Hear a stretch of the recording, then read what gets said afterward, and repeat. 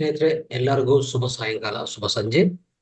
ಇಂದಿನ ಕಾರ್ಯಕ್ರಮ ಸಮಗ್ರ ಸ್ವಾಸ್ಥ್ಯ 20 ದಿವಸದಲ್ಲಿ 3ನೇ ದಿವಸಕ್ಕೆ ಪ್ರತಿಯೊಬ್ಬರಿಗೂ ಸ್ವಾಗತ.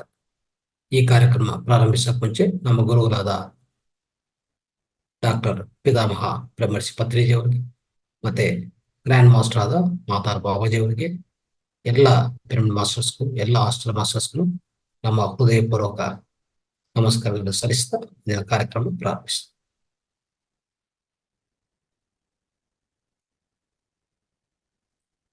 ಸ್ನೇಹಿತರೆ, ಇವತ್ತಿನ ಕಾರ್ಯಕ್ರಮದಲ್ಲಿ ಮೊದಲನೇದಾಗಿ ನಾವು 40 ನಿಮಿಷ ಆಳವಾದ ಧ್ಯಾನಾಭ್ಯಾಸ, ಸಂಗೀತ ಜೊತೆಗೆ ಆಳವಾದ ಧ್ಯಾನಾಭ್ಯಾಸ ನಾವು ಮಾಡೋಣ ಸಾಮೂಹಿಕವಾಗಿ.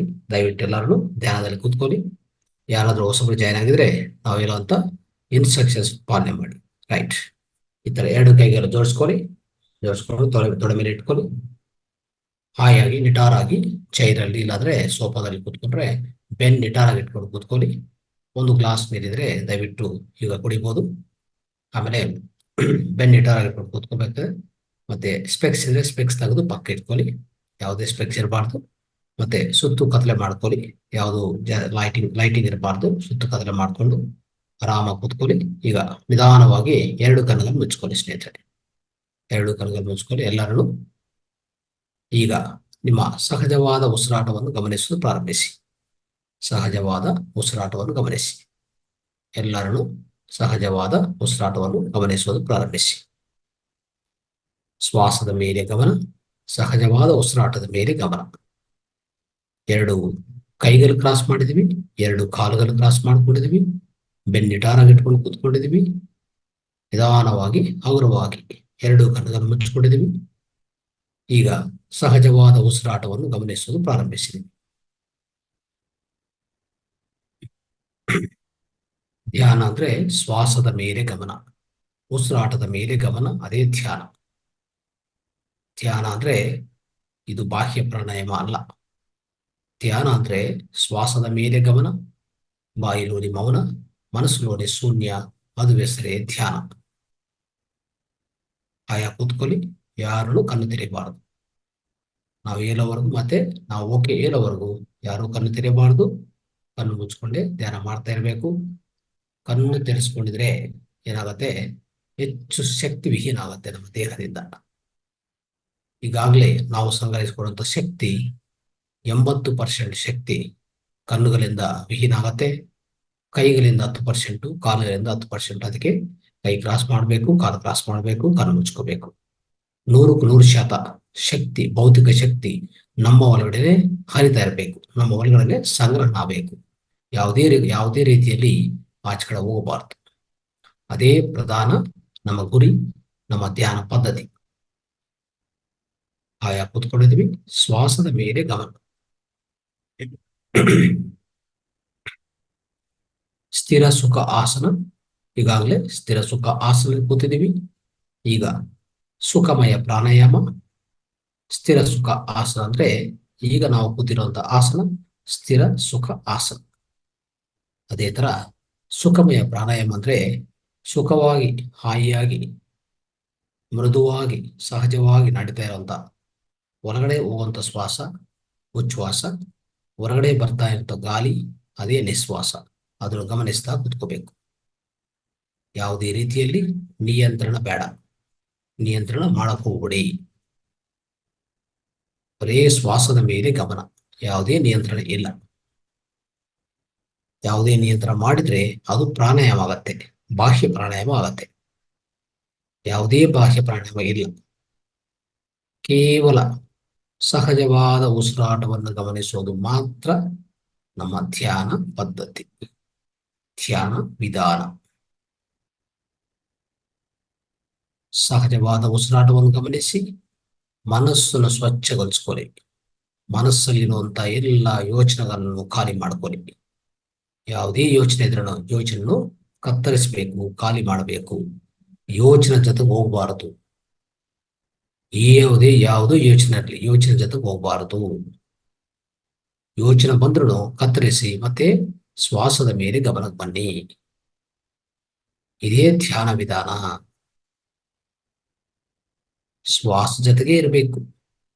ಯಾವಾಗಲೂ ಶ್ವಾಸ ಜೊತೆಗೆ ಇರಬೇಕು. ಅದೇ ಧ್ಯಾನ. ಶ್ವಾಸ ಜೊತೆಗಿದ್ರೆ ಮನಸ್ಸಲ್ಲಿ ಯೋಚನೆಗಳು, ಎಲ್ಲ ಕಲ್ಮಶಗಳು, ಯೋಚನೆಗಳು ಶೂನ್ಯವಾಗತ್ತೆ. ಯೋಚನೆಗಳು ಆಗ್ಬೇಕಂದ್ರೆ ನಮ್ಮ ಶ್ವಾಸ ಜೊತೆಗೇ ನಾವಿರ್ಬೇಕು. ಅದಕ್ಕೆ ಶ್ವಾಸದ ಮೇಲೆ ಗಮನ. ಮನಸ್ಸನ್ನು ಶೂನ್ಯ ಮಾಡ್ಕೋಬೇಕು. ಮನೋಮಯ ಕೋಶವನ್ನು ಸ್ವಚ್ಛಗೊಳಿಸ್ಕೋಬೇಕು.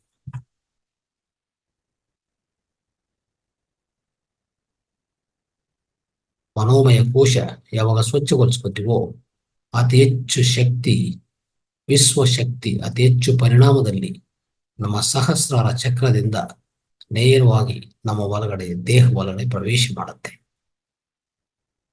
ಆ ವಿಶ್ವಶಕ್ತಿ ಪ್ರವಾಹ ಆಗ್ಬೇಕಂದ್ರೆ, ಪ್ರಸಾರ ಆಗ್ಬೇಕಂದ್ರೆ ನಮ್ಮ ಮನಸ್ಸು ಖಾಲಿಯಾಗಿರ್ಬೇಕು. ಯೋಚನೆಗಳಿರಬಾರ್ದು. ಯೋಚನೆಗಳು ಶೂನ್ಯ ಆಗ್ಬೇಕು. ಆವಾಗಲೇ ನೇರವಾಗಿ ವಿಶ್ವಶಕ್ತಿ ನಮ್ಮ ಸಹಸ್ರಾರ ಚಕ್ರದಿಂದ, ಬ್ರಹ್ಮರಂಧ್ರದಿಂದ ನಮ್ಮ ದೇಹ ಒಳಗಡೆ ಪ್ರವೇಶ ಮಾಡುತ್ತೆ. ಇದಕ್ಕೋಸ್ಕರನೇ ಪ್ರತಿ ದಿವಸ ಧ್ಯಾನ ಮಾಡಬೇಕು. ಈ ವಿಶ್ವಶಕ್ತಿ ಸಂಗ್ರಹಣಕ್ಕೋಸ್ಕರ ಪ್ರತಿ ದಿವಸ, ಪ್ರತಿ ಕ್ಷಣ ಸತ್ಯ ದರ್ಶನ, ಪ್ರತಿ ಕ್ಷಣ ಧ್ಯಾನ ಅಭ್ಯಾಸ. ಪ್ರತಿ ಕ್ಷಣ, ಪ್ರತಿ ಸಮಯ ಧ್ಯಾನಕ್ಕೋಸ್ಕರ ಧ್ಯಾನ ಅಭ್ಯಾಸ. ಧ್ಯಾನ ಅಭ್ಯಾಸ ಮಾಡ್ತಾ ಇದ್ರೆ ವಿಶ್ವಶಕ್ತಿ, ವಿಶ್ವ ಪ್ರಾಣ ಶಕ್ತಿ ಅತಿ ಹೆಚ್ಚು ಪರಿಣಾಮದಲ್ಲಿ ನಮ್ಮ ದೇಹದಲ್ಲಿ ಹರಿತಾ ಇದ್ರೆ, ಪ್ರಸಾರ ಆಗಿದ್ರೆ, ಅವಾಗ ಎಲ್ಲ ಕಾಯಿಲೆಗಳು, ದೈಹಿಕ ಕಾಯಿಲೆಗಳು, ಮಾನಸಿಕ ಕಾಯಿಲೆಗಳು, ಭೌತಿಕ ರೋಗಗಳು, ಮಾನಸಿಕ ರೋಗಗಳು, ಸಾಮಾಜಿಕ ರೋಗಗಳು ಪ್ರತಿಯೊಂದನ್ನು ನಾವು ಪರಿಹರಿಸ್ಕೋಬಹುದು, ಗುಣಪಡಿಸ್ಕೋಬಹುದು, ಸ್ವಚ್ಛಗೊಳಿಸ್ಕೋಬಹುದು. ಯಾವುದೇ ವ್ಯಾಧಿ ಇರಲಿ, ಎಲ್ಲ ವ್ಯಾಧಿಗೆ ಸಮಾಧಾನ ಒಂದೇ, ಆ ಪ್ರಾಣಶಕ್ತಿ. ಅತಿ ಹೆಚ್ಚು ಪರಿಣಾಮದಲ್ಲಿ ಪ್ರಾಣಶಕ್ತಿ ನಮ್ಮ ಒಳಗಡೆ ಪ್ರವೇಶ ಮಾಡಬೇಕು, ಪ್ರವಾಹ ಮಾಡ್ತಾ ಇರಬೇಕು, ಪ್ರಸಾರ ಆಗ್ತಾ ಇರಬೇಕು. ಎಲ್ಲ ನಾಡಿಗಳಿಂದ ಈ ಶಕ್ತಿ ಪ್ರತಿ ಅಂಗಕ್ಕೂ, ಪ್ರತಿ ಅವಯವಕ್ಕೂ ಸರಬರಾಜು ಆಗಬೇಕು, ಪ್ರಸಾರ ಆಗ್ಬೇಕು ನೇರವಾಗಿ. ಅವಾಗ ಯಾವುದೇ ಅವಯವ, ಯಾವುದೇ ರೋಗ ಇರಲಿ ಪೂರ್ತಿ ಗುಣಪಡಿಸ್ಕೋಬಹುದು. ಅದಕ್ಕೆ ಧ್ಯಾನವೇ ಸರ್ವರೋಗ ನಿವಾರಣೆ. ಧ್ಯಾನವೇ ಸರ್ವರೋಗ ನಿವಾರಣೆ. ಆಯಾ ಕೂತ್ಕೊಂಡಿದ್ವಿ, ಶ್ವಾಸದ ಮೇಲೆ ಗಮನ ಸ್ನೇಹಿತರೆ. ಸಹಜವಾದ ಉಸಿರಾಟದ ಮೇಲೆ ಗಮನ ಇಟ್ಕೊಂಡಿದ್ವಿ. ನಾವೆಲ್ಲರೂ ಎಲ್ಲ ಮರ್ತು ಬಿಟ್ಟಿದ್ವಿ. ಹಾಯಾಗಿ ನಮ್ಮ ಶ್ವಾಸ ಗಮನಿಸ್ತಾ ಆಳವಾದ ಸ್ಥಿತಿಗೆ ಹೋಗ್ತಾ ಇದ್ವಿ. ಆಳವಾದ ಸ್ಥಿತಿ ಏನಂದ್ರೆ ಶೂನ್ಯ ಸ್ಥಿತಿ. ನಿಮ್ಗೆ ಯಾವುದೂ ನೆನಪಿಲ್ಲ. ನಿಮ್ಮ ಬಗ್ಗೆ ನೀವು, ನಿಮ್ಮ ದೇಹದ ಬಗ್ಗೆ, ನೀವು ಕೂತ್ಕೊಂಡಿದ್ದ ಜಾಗದ ಬಗ್ಗೆ ಎಲ್ಲ ಮರ್ತು ಬಿಟ್ಟಿದೀವಿ. ಈಗಿರೋದು ಬರೇ ಶ್ವಾಸದ ಮೇಲೆ ಗಮನ, ಆ ಶೂನ್ಯದ ಮೇಲೆ ಗಮನ. ಶೂನ್ಯ ಜೊತೆಗೇ ಬಿದ್ರಿ. ಆಯಾ ಕೂತ್ಕೊಂಡಿದ್ವಿ, ಎಲ್ಲ ಮರ್ತು ಬಿಟ್ಟಿದ್ವಿ. ದೇಹನೂ ಮರೆಯಿದೀವಿ. ಶ್ವಾಸದ ಮೇಲೆ ಮಾತ್ರ ಗಮನ ಇದೆ ಅಷ್ಟೇ. ಶ್ವಾಸ ಜೊತೆಗೆ ಇದೀವಿ, ಶೂನ್ಯ ಜೊತೆಗೆ ಇದೀವಿ. ಈಗಾಗಲೇ ನಮ್ಮ ಒಳಗಡೆ ಹೆಚ್ಚು ಶೂನ್ಯತಾ ಸೇರ್ಕೊಂಡಿದೆ.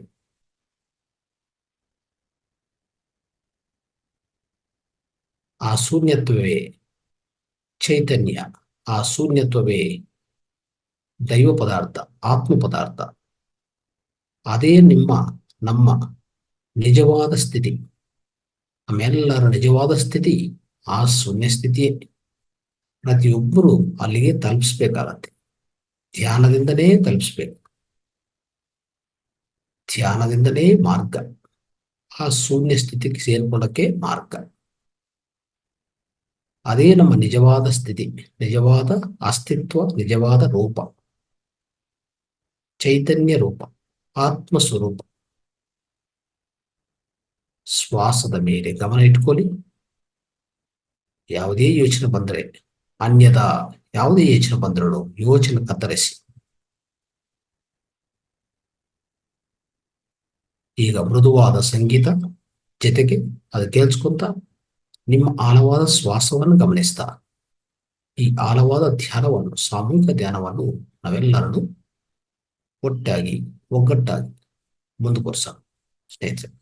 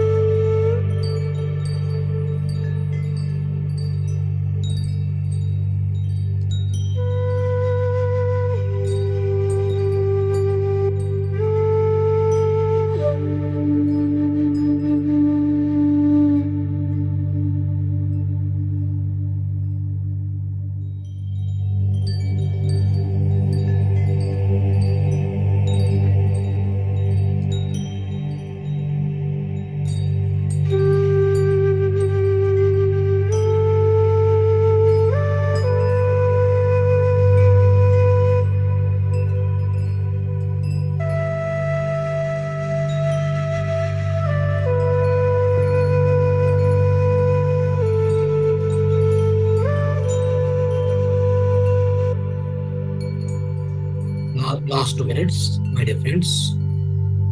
ಸ್ನೇಹಿತರೆ, ಕೊನೆಯದಾಗಿ 2 ನಿಮಿಷ ಕಾಲ ಶ್ವಾಸದ ಮೇಲೆ ಗಮನ.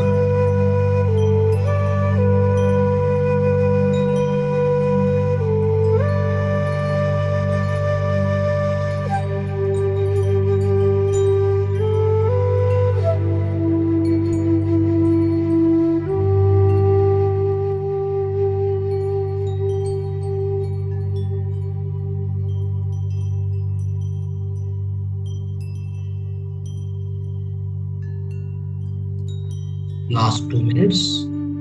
ಕೊನೆಯದಾಗಿ 2 ನಿಮಿಷ ಕಾಲ ಶ್ವಾಸದ ಮೇಲೆ ಗಮನ. ಯಾರು ಕಣ್ಣು ತೆರೆಯಬಾರದು. ನಿಧಾನವಾಗಿ ದೇಹ ಚಲಿಕೆ ಕೊಡ್ತಾ ಇರಿ. ಕೊನೆಯದಾಗಿ 2 ನಿಮಿಷ ಕಾಲ ಸ್ನೇಹಿತರೆ. Final 2 minutes.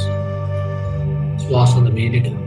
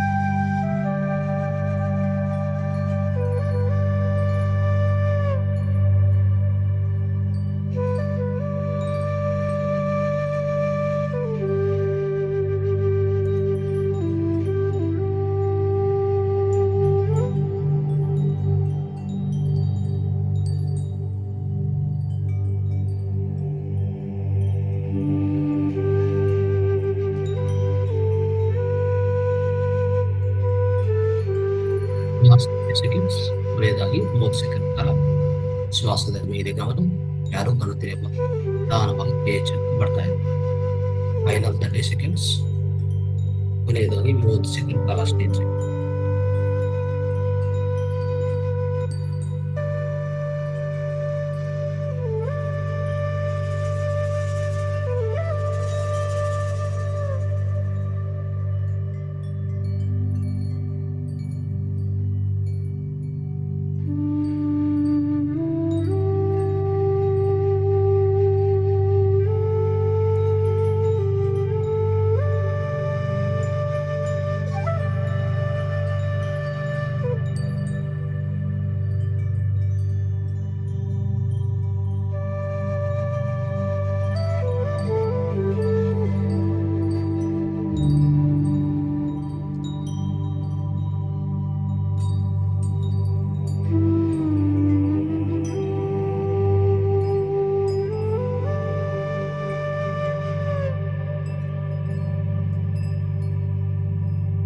10 ಸೆಕೆಂಡ್ಸ್, ಕೊನೆಯದಾಗಿ 10 ಸೆಕೆಂಡ್ ಕಾಲ.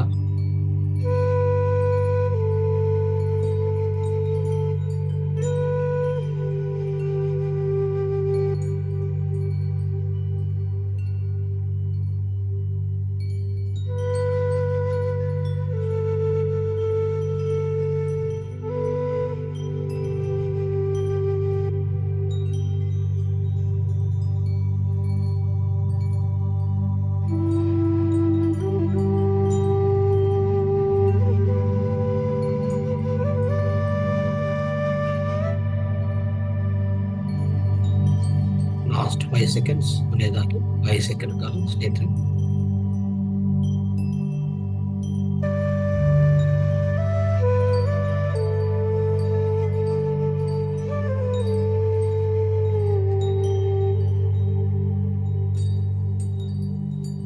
ಐದು, 4, 3, 2, 1, 0.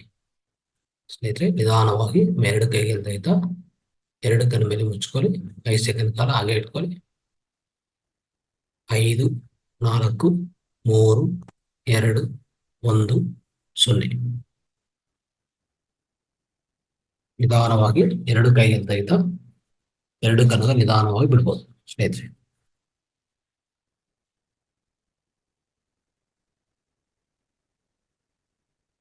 ರೈಟ್.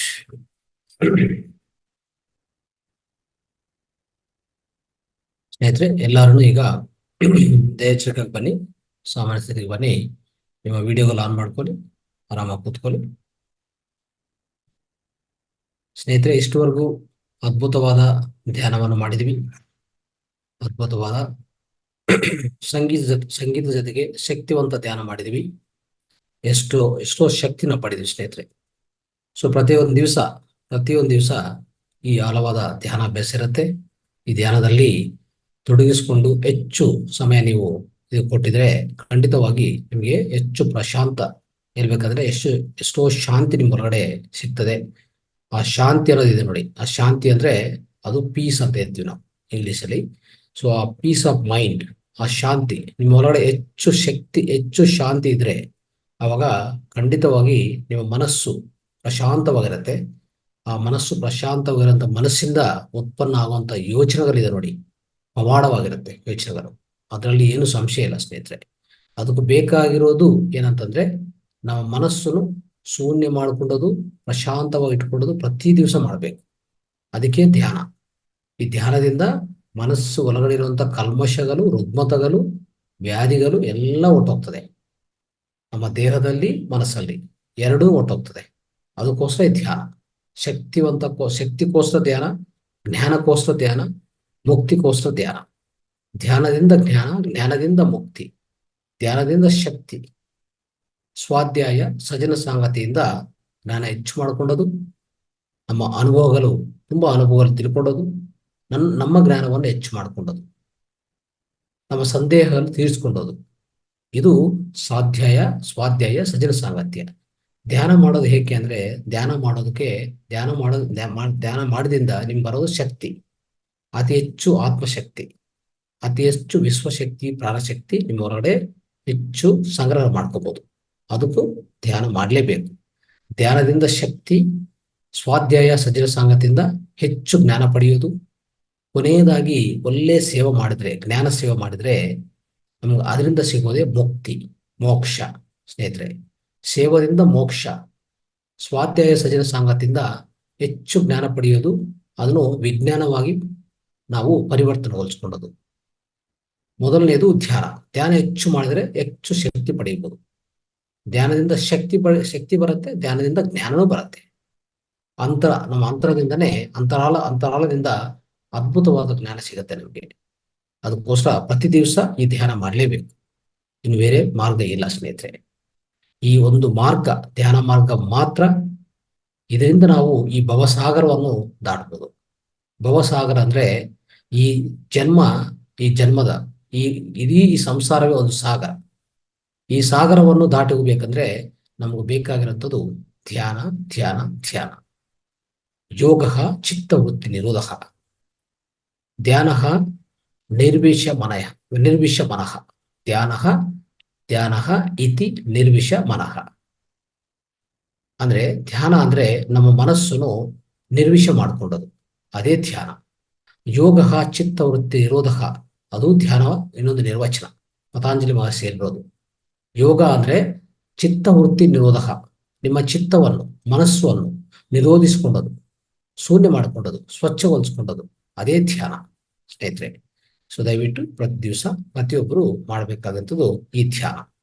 ರೈಟ್ ಸ್ನೇಹಿತರೆ, ಇವತ್ತಿನ ಕಾರ್ಯಕ್ರಮದಲ್ಲಿ ಒಂದು ಅದ್ಭುತವಾದ ಅಂಶ ಏನಂದ್ರೆ, ನಾವು ಎಲ್ಲರನ್ನೂ ಈ ಭೂಮಿ ಮೇಲೆ ಪ್ರತಿಯೊಬ್ಬರು ಯಾವುದೋ ಒಂದು ಕೆಲಸ ಮಾಡ್ತಾನೆ ಇರ್ತೀವಿ ಸ್ನೇಹಿತರೆ.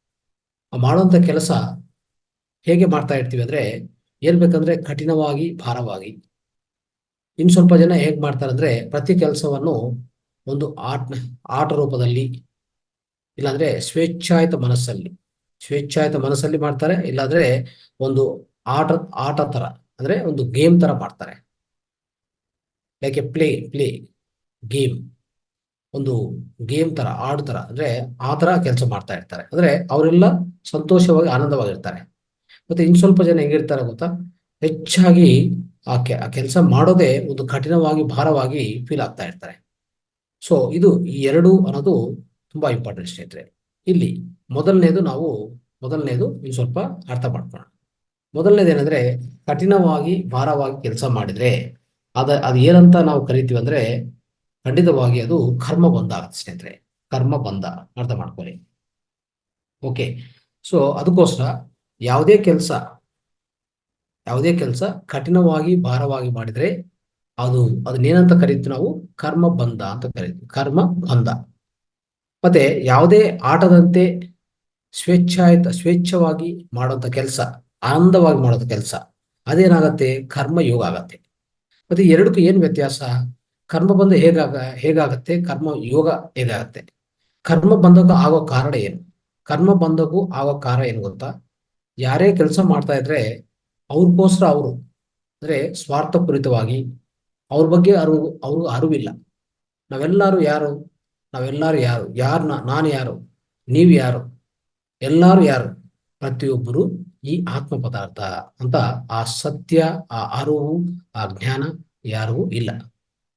ಯಾರ್ಯಾರಿಗೂ ಈ ಅರಿವಿಲ್ಲೋ ಅವ್ರು ಮಾಡುವಂತ ಕೆಲಸಗಳು ಏನಿರ್ತವಂದ್ರೆ, ಖಂಡಿತವಾಗಿ ಲೋಕಹಿತಕ್ಕೋಸ್ಕರ ಅಲ್ಲ, ಅವರು ಸ್ವಾರ್ಥಕ್ಕೋಸ್ಕರ ಆ ಕೆಲಸಗಳು ಮಾಡ್ತಾ ಇರ್ತಾರೆ. ಅವ್ರಿಗೋಸ್ಕರ ಅವರು ಮಾಡ್ಕೊಂತ ಕೆಲಸಗಳು. ಅಂತ ಕೆಲಸಗಳು ಯಾವುದೇ ಮಾಡಿದ್ರೆ ಸ್ನೇಹಿತರೆ, ಅಂದ್ರೆ ಅಲ್ಲಿ ಜ್ಞಾನ ಇಲ್ಲ. ಅವ್ರಿಗೆ ಜ್ಞಾನಯುತವಾಗಿ ಕೆಲಸ ಮಾಡ್ತಾ ಇಲ್ಲ, ಅರ್ಥ ಮಾಡ್ಕೊಳ್ಳಿ. ಯಾವುದೇ ತೃಪ್ತಿ ಇಲ್ಲ.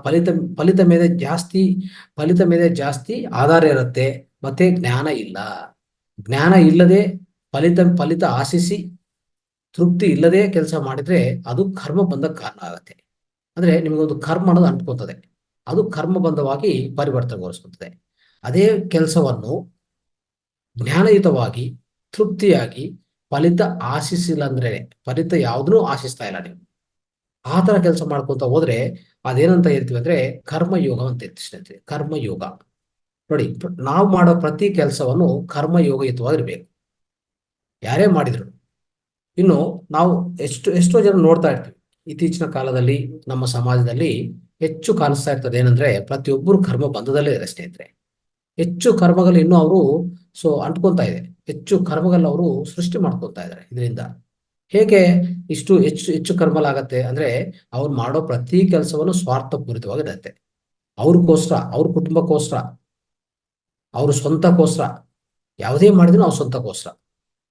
ಅವ್ರಿಗೆ ಯಾಕಂದ್ರೆ ಅವ್ರಿಗೆ ಅರಿವಿಲ್ಲ, ಅವ್ರಿಗೆ ಜ್ಞಾನ ಇಲ್ಲ.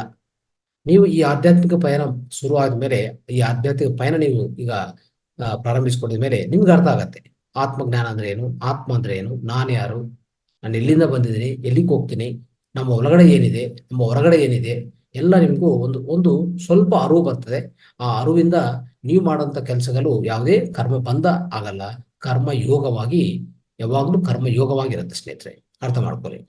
ಸೊ ಇಲ್ಲಿ ಏನಾಗತ್ತಂದ್ರೆ, ಪ್ರತಿಯೊಂದು ಸ್ನೇಹಿತರೆ ನಾವು ಯಾವುದೇ ಮಾಡಿದ್ರು ಲೋಕಹಿತಗಾಗಿ ಇರಬೇಕು, ಲೋಕ ಕಲ್ಯಾಣಕ್ಕೋಸ್ಕರ ಇರಬೇಕು. ಪ್ರತಿಯೊಂದು ನೀವು ಯಾವುದೇ ತೊಡಗಿಸ್ಕೊಳ್ಳಿ, ಯಾವುದೇ ಕೆಲಸ ಮಾಡಿ, ಒಂದು ದುಡ್ಡು ಸಂಪಾದನೆ ಮಾಡಿ, ನಿಮ್ಮ ದೇಹಕ್ಕೆ ಬೇಕಾಗಿರುವಂತ ಯಾವುದೇ ವಿಷಯಗಳು, ಹಣ ಸಂಪಾದನೆ ಆಗ್ಬೋದು, ಇಲ್ಲಾಂದ್ರೆ ಒಂದು ಯಾವುದೇ ಜ್ಞಾನ ಸಂಪಾದನೆ ಆಗ್ಬೋದು, ಹಣ ಸಂಪಾದನೆ ಆಗ್ಬೋದು, ಇಲ್ಲಾಂದ್ರೆ ಇನ್ನು ಬೇರೆ ಬೇರೆ ವಿಷಯಗಳು, ಆಸ್ತಿ ಪಾಸ್ತುಗಳು, ಮತ್ತೆ ಸೇವಾ ಆಗ್ಬೋದು. ಪ್ರತಿ ಒಂದು ಯಾವ್ದು ಮಾಡ್ಬೇಕಂದ್ರೆ ನಿಮ್ಮ ಒಳಗಡೆ ಇರುವಂತ ಗುರಿ ಏನಿರ್ಬೇಕು ಗೊತ್ತಾ? ಇದು ಲೋಕ ಕಲ್ಯಾಣಕ್ಕೋಸ್ಕರ ಅಂತ ಇರ್ಬೇಕು ಸ್ನೇಹಿತರೆ. ಯಾವಾಗ ಲೋಕ ಕಲ್ಯಾಣಕ್ಕೋಸ್ಕರ, ನೋಡಿ, ಲೋಕ ಕಲ್ಯಾಣಕ್ಕೋಸ್ಕರ ಅಷ್ಟೇ. ಹೆಚ್ಚಾಗಿದ್ರೆ ಹೆಚ್ಚು ಮಾಡ್ಬೋದಲ್ಲ, ನಮ್ಮ ಹತ್ರ ಹೆಚ್ಚಾಗಿದ್ರೆ ಲೋಕ ಕಲ್ಯಾಣ ನಾವು ಹೆಚ್ಚಾಗಿ ಮಾಡ್ಬೋದಲ್ಲ, ಅದು ನಾವು ಅರ್ಥ ಮಾಡ್ಕೋಬೇಕು. ತುಂಬಾ ಜನ ಏನ್ ಮಾಡ್ತಾರೆ ಅಂದ್ರೆ ಒಂದು ಕರ್ಮ ಬಂಧದಲ್ಲೇ ಇರ್ತಾರೆ, ಯಾವಾಗ್ಲೂ ಸ್ವಾರ್ಥ ಪೂರಿತಲ್ಲಿ ಇರ್ತಾರೆ. ಅವ್ರಿಗೆ ಗೊತ್ತಿಲ್ಲ ಈ ಕೊನೆಯ ಜೀವನ ಏನು, ಕೊನೆಯ ಜೀವನ ನಮ್ ಜೊತೆಗೆ ಬರೋದೇನು, ಇರೋದೇನು, ಎಲ್ಲ ಬಿಟ್ಬಿಟ್ಟು ಹೋಗೋದಂತ ನಮ್ಗೆಲ್ಲ ಗೊತ್ತಿರೋ ವಿಷಯ. ಅವಾಗ ಈ ಮಧ್ಯದಲ್ಲಿರುವಂತ ಈ ಜೀವನ, ಹುಟ್ಟಿದೀವಿ, ಸಾವಿದೆ, ಮಧ್ಯದಲ್ಲಿರುವಂತ ಈ ಜೀವನ, ಇದು ಮೂರ್ನಾಲ್ಕು ಮುಚ್ಚಟ ಅಂತ ಹೇಳ್ತೀವಿ ನಾವು. ತೆಲುಗಲ್ಲಿ ಮೂರ್ನಾಲ್ಕು ಮುಚ್ಚಟ ಅಂತ ಹೇಳ್ತೀವಿ. ಹುಟ್ಟೋದು, ಸಾವೋದು, ಮಧ್ಯದಲ್ಲಿರುವಂತ ಜೀವನ ಅಷ್ಟೇ. ಈ ಮಧ್ಯದಲ್ಲಿರುವಂತ ಜೀವನ ಹೇಗಿರ್ಬೇಕು? ಕೆಲಸಗಳು ಹೇಗಿರ್ಬೇಕು? ಕರ್ಮ ಯೋಗಯುತವಾಗಿರ್ಬೇಕು. ಒಂದು ಆಟದಂತಾನೆ ಇರಬೇಕು, ಸ್ವೇಚ್ಛವಾಗಿರ್ಬೇಕು, ಆನಂದವಾಗಿರ್ಬೇಕು. ಯಾವುದೇ ಕೆಲಸ ಮಾಡಿದ್ರು ನನ್ಗೋಸ್ಕರ, ನನಗೇ ಬೇಕು, ಎಲ್ಲ ನನಗಿರ್ಬೇಕು, ಇನ್ನೊಬ್ರಿಗೆ ಇರಬಾರ್ದು, ಇನ್ನೊಬ್ರಿಗೆ ಕೊಡಬಾರ್ದು, ಇನ್ನೊಬ್ಬರಿಗೆ ಸಹಾಯ ಮಾಡಬಾರ್ದು. ಸ್ವಾರ್ಥಪೂರಿತವಾಗಿ, ಅಜ್ಞಾನ ಇಟ್ಕೊಂಡು ಮಾಡುವಂತ ಕೆಲಸಗಳು ಎಲ್ಲ, ಅದು ನಿಮ್ಗೆ ತೃಪ್ತಿ ಕೊಡಲ್ಲ ಸ್ನೇಹಿತರೆ. ಅದು ಯಾವಾಗ್ಲೂ ಅಸಂತೃಪ್ತಿಯಾಗೇ ಇರ್ತೀವಿ. ನೋಡ್ಕೊಳ್ಳಿ, ಎಷ್ಟೇ ನೋಡಿ, ಈಗ ನೋಡ್ತಾ ಇರ್ತೀವಿ ನಾವು, ಎಷ್ಟೋ ಜನ ನೋಡ್ತಾ ಇರ್ತೀವಿ, ಅವ್ರು ಎಷ್ಟೇ ಸಂಪಾದನೆ ಮಾಡಿ ಮತ್ತೆ ಇನ್ನೂ ಮಾಡ್ಬೇಕಂತಾನೆ ಇರ್ತಾರೆ ಅಲ್ವಾ? ಸೊ ಇದೆಲ್ಲ ಕಾರಣ ಏನಂದ್ರೆ ಅವರು ಒಳಗಿರುವಂತ ಅಜ್ಞಾನ ಸ್ನೇಹಿತರೆ. ಇನ್ನೊಂದು ಏನಂದ್ರೆ ನಾವು ಅರ್ಥ ಮಾಡ್ಬೇಕು ಸ್ನೇಹಿತರೆ, ಯಾವುದೇ ಒಂದು ವಿಷಯ ನೋಡಿ, ನಾವು ನಮ್ಮ ಜೀವನದಲ್ಲಿ ನೋಡ್ತಾ ಇರ್ತೀವಿ, ಫಲಿತ ಆಶಿಸಿ ಮಾಡಿದ್ರೆ ಖಂಡಿತವಾಗಿ ನಿಮ್ಗೆ ಫಲಿತ ಆಶಿಸಿದಕ್ಕೋಸ್ಕರ ಫಲಿತ ಬಂದಿಲ್ಲ ಅಂದ್ರೆ ನಿಮ್ಗೆ ಏನಾಗುತ್ತೆ? ದುಃಖ ಆಗತ್ತೆ, ಒಂಥರ ಭಯ ಆಗತ್ತೆ. ಅಂದ್ರೆ ನಮ್ಗೆ ಮಾರ್ಕ್ಸ್ ಬಂದಿಲ್ಲ, ಏನಾಯ್ತು? ನನಗೆ ಜಾಬ್ ಬಂದಿಲ್ಲ, ಏನಾಗ್ತದೆ? ನಾನು ಓದಿದ್ದೀನಿ, ಜಾಬ್ ಇಲ್ಲ. ನಮಗೆ ಮಾರ್ಕ್ಸ್ ಬಂದಿಲ್ಲ, ಏನಾಗ್ತದೆ? ಕಾಲೇಜ್ ಸೀಟ್ ಬರಲ್ಲ. ಮತ್ತೆ ಒಂದು ಜಾಬ್ಗೆ ಅಪ್ಲೈ ಮಾಡಿದೀನಿ, ಅದು ಬರಲ್ಲ. ಸೊ ನೋಡಿ, ಎಷ್ಟೆಲ್ಲ ಈ ಭಯಗಳು, ದುಃಖಗಳು ಇವೆಲ್ಲ ನೋಡಿದ್ರೆ ಸ್ನೇಹಿತರೆ, ಖಂಡಿತವಾಗಿ ಇದೆಲ್ಲಾನು ಪ್ರತಿಯೊಬ್ಬರಿಗೂ ಆಗ್ತಾ ಇರೋಂಥ ವಿಷಯಗಳೇ. ಭಯ, ಬಾಧೆ, ಮತ್ತೆ ಅಸಂತೃಪ್ತಿ ಇವೆಲ್ಲ ನಾವು ಅನುಭವಿಸ್ತಾ ಇರ್ತೀವಿ. ಇದಕ್ಕೆಲ್ಲಾನು ಏನು ಪರಿಹಾರ? ಇದರಿಂದ ಆಚೆಕಡೆ ಬರುವಂತ ಪರಿಹಾರ ಇದೆಯಾ ಅಂತಂದ್ರೆ ಖಂಡಿತವಾಗಿದೆ ಸ್ನೇಹಿತರೆ. ಅದು ನಮ್ಮ ಗೀತದಲ್ಲಿ ಹೇಳ್ತಾರೆ. ಗೀತದಲ್ಲಿ 8ನೇ ಚಾಪ್ಟರ್ 25, 25 ಆ ಪದ್ಯದಲ್ಲಿ ಏನ್ ಹೇಳ್ತಾರೆ ಅಂದ್ರೆ, ಖಂಡಿತವಾಗಿ ಅಲ್ಲಿ ಹೇಳೋದೇನಂದ್ರೆ, ನೀವು ಏನು ಅನುಭವಿಸ್ತಾ ಇದ್ರೋ, ಈಗ ಏನು ಅನುಭವಿಸ್ತಾ ಇದ್ರೆ, ನಿಮ್ಮ ಕೈಯಲ್ಲಿ ಏನು ಅನುಭವಕ್ಕೆ ಬಂದಿದೆ, ಅದನ್ನು ಹಾಗೆ ಸ್ವೀಕರಿಸ್ಬೇಕು. ಸ್ವೀಕಾರ ಭಾವನಾ ಅನ್ನೋದು ಇರ್ಬೇಕು ಸ್ನೇಹಿತರೆ. ಅವಾಗ ನಿಮ್ಗೆ ದುಃಖ ಅನ್ನೋದು ಕಡಿಮೆ ಆಗತ್ತೆ. ನೋಡಿ, ಇದಕ್ಕೊಂದು ಪರಿಹಾರ ಕೊಟ್ಟಿದ್ದಾರೆ ಭಗವದ್ಗೀತೆಯಲ್ಲಿ. ಏನಂತ ಹೇಳಿದ್ದಾರೆ? ನೀವು ಹೇಗೆ ಬರುತ್ತೋ ಹಾಗೆ ಸ್ವೀಕಾರ ಮಾಡಿ. ಅದನ್ನ ಏನ್ ಹೇಳ್ತೀವಿ ಅಂದ್ರೆ, ಒಂದು ಚಿಕ್ಕದೊಂದು ವರ್ಡ್ ಇದೆ, ಒಂದು ಇಂಗ್ಲಿಷ್ ಪದ, ಅದು ನೀವು ನೆನ್ಪಿಟ್ಕೊಳ್ಳಿ. ಏಮ್ ಅಂತ, AIM. ಏನು AIM ಅಂದ್ರೆ? Acceptance of the inability of the moment. Acceptance of inevitability of this moment ಅಂದ್ರೆ, ಈ ಕ್ಷಣ ಹೇಗಿದೆಯೋ ಹಾಗೆ ಸ್ವೀಕಾರ ಮಾಡೋದು ಸ್ನೇಹಿತರೆ. ಇದರಿಂದ ಏನಾಗುತ್ತೆ ಗೊತ್ತಾ? ಒಂದು ಉದಾಹರಣೆ ಹೇಳ್ತೀನಿ. ಈಗ ಯಾವುದೇ ಒಂದು, ನಾನು ಇದು ಸಟ್ ಹಾಕೊಂಡಿದ್ದೀನಿ, ಒಳ್ಳೆ ಸಟ್ ಹಾಕೊಂಡಿದ್ದೀನಿ ಅಲ್ವಾ? ಈ ಸಟ್ ಮೇಲೆ ಒಂದು ಇಂಕ್ ಆಗಿದೆ ಅಂತ ಇಟ್ಕೊಳ್ಳಿ. ಇಂಕು ಬಿದ್ದಿದೆ ಸಟ್ ಮೇಲೆ. ಇಂಕ್ ಬಿದ್ದಿದ್ರೆ ಏನಾಗತ್ತೆ? ಅದು ನನಗೆ ಅನಿಸ್ತು, ಓಕೆ, ಈ ಇಂಕ್ ಬಿದ್ದಿದೆ, ಇದು ಸ್ವಲ್ಪ ಡ್ಯಾಮೇಜ್ ಆಗಿದೆ, ಇದೇನ್ ಮಾಡ್ಬೇಕು? ಇದು ಈ ಕ್ಷಣದಲ್ಲಿ ನಾನು ಚೇಂಜ್ ಮಾಡಕ್ಕಾಗತ್ತಾ? ನಾನು ನಿಮ್ಮ ಹತ್ರ ಮಾತಾಡ್ತಾ ಇದ್ದೀನಿ ಈಗ, ಅಂದ್ರೆ ಸೆಷನ್ ಅಲ್ಲಿ ಇದೀನಿ ನಾನು. ಈ ಕ್ಷಣದಲ್ಲಿ ನಾನು ಇದು ಚೇಂಜ್ ಆಗಲ್ಲ ಅಲ್ವಾ? ಇದು ಸಾಧ್ಯವೇ ಆಗಲ್ಲ, ಚೇಂಜ್ ಮಾಡಕ್ ಸಾಧ್ಯವೇ ಆಗಲ್ಲ. ಈ ಪ್ರಪಂಚದಲ್ಲಿ 700 ಕೋಟಿ 800 ಕೋಟಿ ಜನ ಇದ್ದಾರೆ. ಅವರೆಲ್ಲಾನು ಪ್ರಯತ್ನ ಮಾಡಿದ್ರು ಇದು ಚೇಂಜ್ ಆಗಲ್ಲ. ಅದಕ್ಕೇನಂದ್ರೆ, ಅದಕ್ಕೆ ಅವಕಾಶ ಇದೆ. ಏನು ಅವಕಾಶ ಇದೆ? ಸ್ವಲ್ಪ ಸಮಯ ಕೊಡ್ಬೇಕು ಅದಕ್ಕೆ ಅಲ್ವಾ? ಸೊ ಯಾವುದೇ ರೀತಿಯಲ್ಲಿ ಸ್ವಲ್ಪ ಸಮಯ ಕೊಡಬೇಕು. ಸ್ವಲ್ಪ ಸಮಯ ಅಂದ್ರೆ ಏನ್ ಕೊಡ್ಬೇಕು? ಈ ಸೆಷನ್ ಆದ್ಮೇಲೆ ನೀಟಾಗಿ ತಗೊಂಡೋಗಿ, ಸೊ ಅದನ್ನು ಪಕ್ಕಕ್ಕಿಟ್ಟು, ಇಲ್ಲ ಅದು ಸ್ವಲ್ಪ ಕ್ಲೀನ್ ಮಾಡ್ಕೊಂಡು ಮತ್ತೆ ಅದನ್ನೇ ಉಪಯೋಗಿಸ್ಕೋಬಹುದು, ಇಲ್ಲ ಇನ್ನೊಂದು ಸಟ್ ನಾವು ಚೇಂಜ್ ಮಾಡ್ಕೋಬಹುದು. ಅವಕಾಶ ಇದೆಯಾ? ಇಲ್ಲ, ಅವಕಾಶ ಅನ್ನೋದು ಇದೆಯಲ್ಲ. ಅಂದ್ರೆ ನಿಮ್ಗೆ ನೆಕ್ಸ್ಟ್ ಸ್ಟೆಪ್ ಅಂದ್ರೆ ಇಲ್ಲಿ ಏನಾಗ್ತಾ ಇದೆ, ನಾವು ಖಂಡಿತವಾಗಿ ಗಮನಿಸಬೇಕಾದ್ರೆ ಸ್ನೇಹಿತರೆ, ಅದಕ್ಕೂ ಅವಕಾಶ ಇದೆ. ಮತ್ತೆ ಅವಕಾಶ ನಾವು ಏನ್ ಮಾಡ್ಬೇಕು? ಅವಕಾಶ ಇದೆ, ಇನ್ನೊಂದು ಕ್ಷಣಕ್ಕೋಸ್ಕರ ನಾವು ಕಾಯ್ಬೇಕಾಗತ್ತೆ ಅಲ್ವಾ? ಸೊ ಅವಾಗ ಏನಾಗತ್ತಂದ್ರೆ, ಖಂಡಿತವಾಗಿ ನಾವು ಅದು ಬಳಸ್ಕೋಬಹುದು, ಅದನ್ನು ಬದಲಾವಣೆ ಮಾಡ್ಕೋಬಹುದು. ಸೊ ಅಂತ ಪರಿಸ್ಥಿತಿಯಲ್ಲಿ ಏನಾಗತ್ತೆ? ನಾವು ಹಾಗೆ ಸ್ವೀಕಾರ ಮಾಡಿದೀವಿ, ಮತ್ತೆ ಅದಕ್ಕೋಸ್ಕರ ಕಾಯ್ತಾ ಇದೀವಿ. ಅವಾಗ ನಮ್ಗೆ ಯಾವುದೇ ಬಾಧ ಅನ್ಸಲ್ಲ. ಅದು ಬಾಧಿಸಲ್ಲ ನಮ್ಗೆ ಅಲ್ವಾ. ಸೊ ಈ ತರ ನಮ್ಮ ಭಾವನೆಗಳು ಈ ತರ ಇರ್ಬೇಕು ಸ್ನೇಹಿತರೆ. ಸೊ ಅದಕ್ಕೋಸ್ಕರ ಯಾವುದೇ ಇರಲಿ, ಇನ್ನು ಬೇರೆ ವಿಷಯ ಯಾವುದೇ ಇರಲಿ, ನಿಮಗೆ ಬಾಧೆ ಕೊಡ್ತಾ ಇದೆ, ಕಷ್ಟ ಕೊಡ್ತಾ ಇದೆ, ದುಃಖ ಕೊಡ್ತಾ ಇದೆ ನಿಮ್ಮ ಜೀವನದಲ್ಲಿ ಅಂತ ವಿಷಯಗಳೆಲ್ಲ ಸ್ನೇಹಿತರೆ, ಏನ್ ಮಾಡ್ಬೇಕಂದ್ರೆ, ಯಾರೇ ನಿಮ್ನು ಒಂಥರ ಹೊಗಳಿದ್ದಾರೆ, ಇಲ್ಲಾಂದ್ರೆ ಇನ್ನೊಬ್ರು ನಿಮ್ನೆ ಒಂಥರ ಹೇಳ್ಬೇಕಂದ್ರೆ ಎಷ್ಟೋ ಕೆಟ್ಟ ಮಾತುಗಳು ಬಳಸಿದ್ದಾರೆ ನಿಮ್ ಬಗ್ಗೆ. ಸೊ ನಮ್ಗೆ ಮಾರ್ಕ್ಸ್ ಕಡಿಮೆ ಬರ್ತಾ ಇದೆ, ವ್ಯಾಪಾರದಲ್ಲಿ ನಷ್ಟ ಆಗ್ತಾ ಇದೆ, ಸೊ ಇಂಥದೆಲ್ಲ ಸಮಸ್ಯೆಗಳಾಗ್ತಾ ಇದೆ, ಏನ್ ಮಾಡ್ಬೇಕು, ಹೆಂಗ್ ಮಾಡ್ಬೇಕು, ನಾ ಹಿಂಗಾಗ್ಬಿಟ್ಟಿದ್ದೀನಲ್ಲ, ಸೊ ನನ್ಗೆ ಯಾಕೆ ಬರ್ತಾ ಇದೀವೆಲ್ಲ ಸಮಸ್ಯೆಗಳು ಅಂತ, ಈ ತರ ನೀವು ಇದೇ ಯೋಚನೆಯಲ್ಲಿ ಇದ್ರೆ, ಇಡೀ ಜೀವನದಲ್ಲಿ, ಇಡೀ ಸಮಯದಲ್ಲಿ, ಇಡೀ ದಿವಸದಲ್ಲಿ ಇದೇ ಯೋಚನೆಯಲ್ಲಿ ಇದ್ರೆ ಏನಾಗುತ್ತೆ ಸ್ನೇಹಿತರೆ, ನಿಮಗೆ ಪರಿಷ್ಕಾರ ಸಿಗಲ್ಲ. ಚಿಕ್ಕ ಸಮಸ್ಯೆ ದೊಡ್ಡದಾಗತ್ತೆ, ಅರ್ಥ ಮಾಡ್ಕೊಳ್ಳಿ. ಸೊ ಆ ತರ ಯಾವಾಗ್ಲೂ ಮಾಡಕ್ ಹೋಗ್ಬೇಡಿ ಸ್ನೇಹಿತರೆ. ಸೊ ಇಂಥ ಆಲೋಚನೆಗಳು ಏನ್ ಆಲೋಚನೆ ಗೊತ್ತಾ, ಇವೆಲ್ಲ ಮೂರ್ಖದ ಆಲೋಚನೆ ಅಂತ ಹೇಳ್ತೀವಿ ನಾವು, ಇಗ್ನೋರೆಂಟ್ ಥಾಟ್ಸ್ ಸ್ನೇಹಿತರೆ. ಸೊ ಒಂಥರ ಅಜ್ಞಾನದಿಂದ ಮಾಡುವಂತ ಈ ಯೋಚನೆಗಳು ಯಾವಾಗ್ಲೂ ಮಾಡಬಾರದು. ಪರಿಷ್ಕಾರ ಅನ್ನೋದು ಖಂಡಿತವಾಗಿ ಪ್ರತಿಯೊಂದು ಪರಿಷ್ಕಾರ ಇದೆ ಸ್ನೇಹಿತರೆ, ಅರ್ಥ ಮಾಡ್ಕೊಳ್ಳಿ. ಈಗ ನೋಡಿ, ಮಕ್ಳು ಏನಾಗ್ತದೆ, ಎಕ್ಸಾಮ್ಗೆ ಹೋಗ್ತಾ ಇರ್ತಾರೆ, ಅವ್ರು ಏನಂತ ಸಿಲೆಬಸ್ಸು ಏನ್ ಬರ್ತದೋ, ನಾನು ಓದಿರೋದು ನಮ್ಗೆ ಒಳಗಡೆ ಇರತ್ತಾ, ಅಲ್ಲಿ ಹೋದ್ಮೇಲೆ ನಾನು ಬರೆಯಕ್ ಆಗತ್ತಾ ಇಲ್ಲ, ಸೊ ಎಷ್ಟು ಅವ್ರಿಗೆ ಗೊಂದಲ ಆಗ್ತದೆ ಅಂದ್ರೆ, ಸೊ ಅದು ನಾನು ಸರಿಯಾಗಿ ಬರೆದಿಲ್ಲ ಅಂದ್ರೆ ಏನಾಗತ್ತೆ, ನನಗೆ ಏನು ಮಾರ್ಕ್ಸ್ ಬರ್ತದೋ ಹೋಗ್ತದೋ, ಪಾಸ್ ಆಗ್ತೀನೋ ಇಲ್ಲೋ ಅಲ್ವಾ.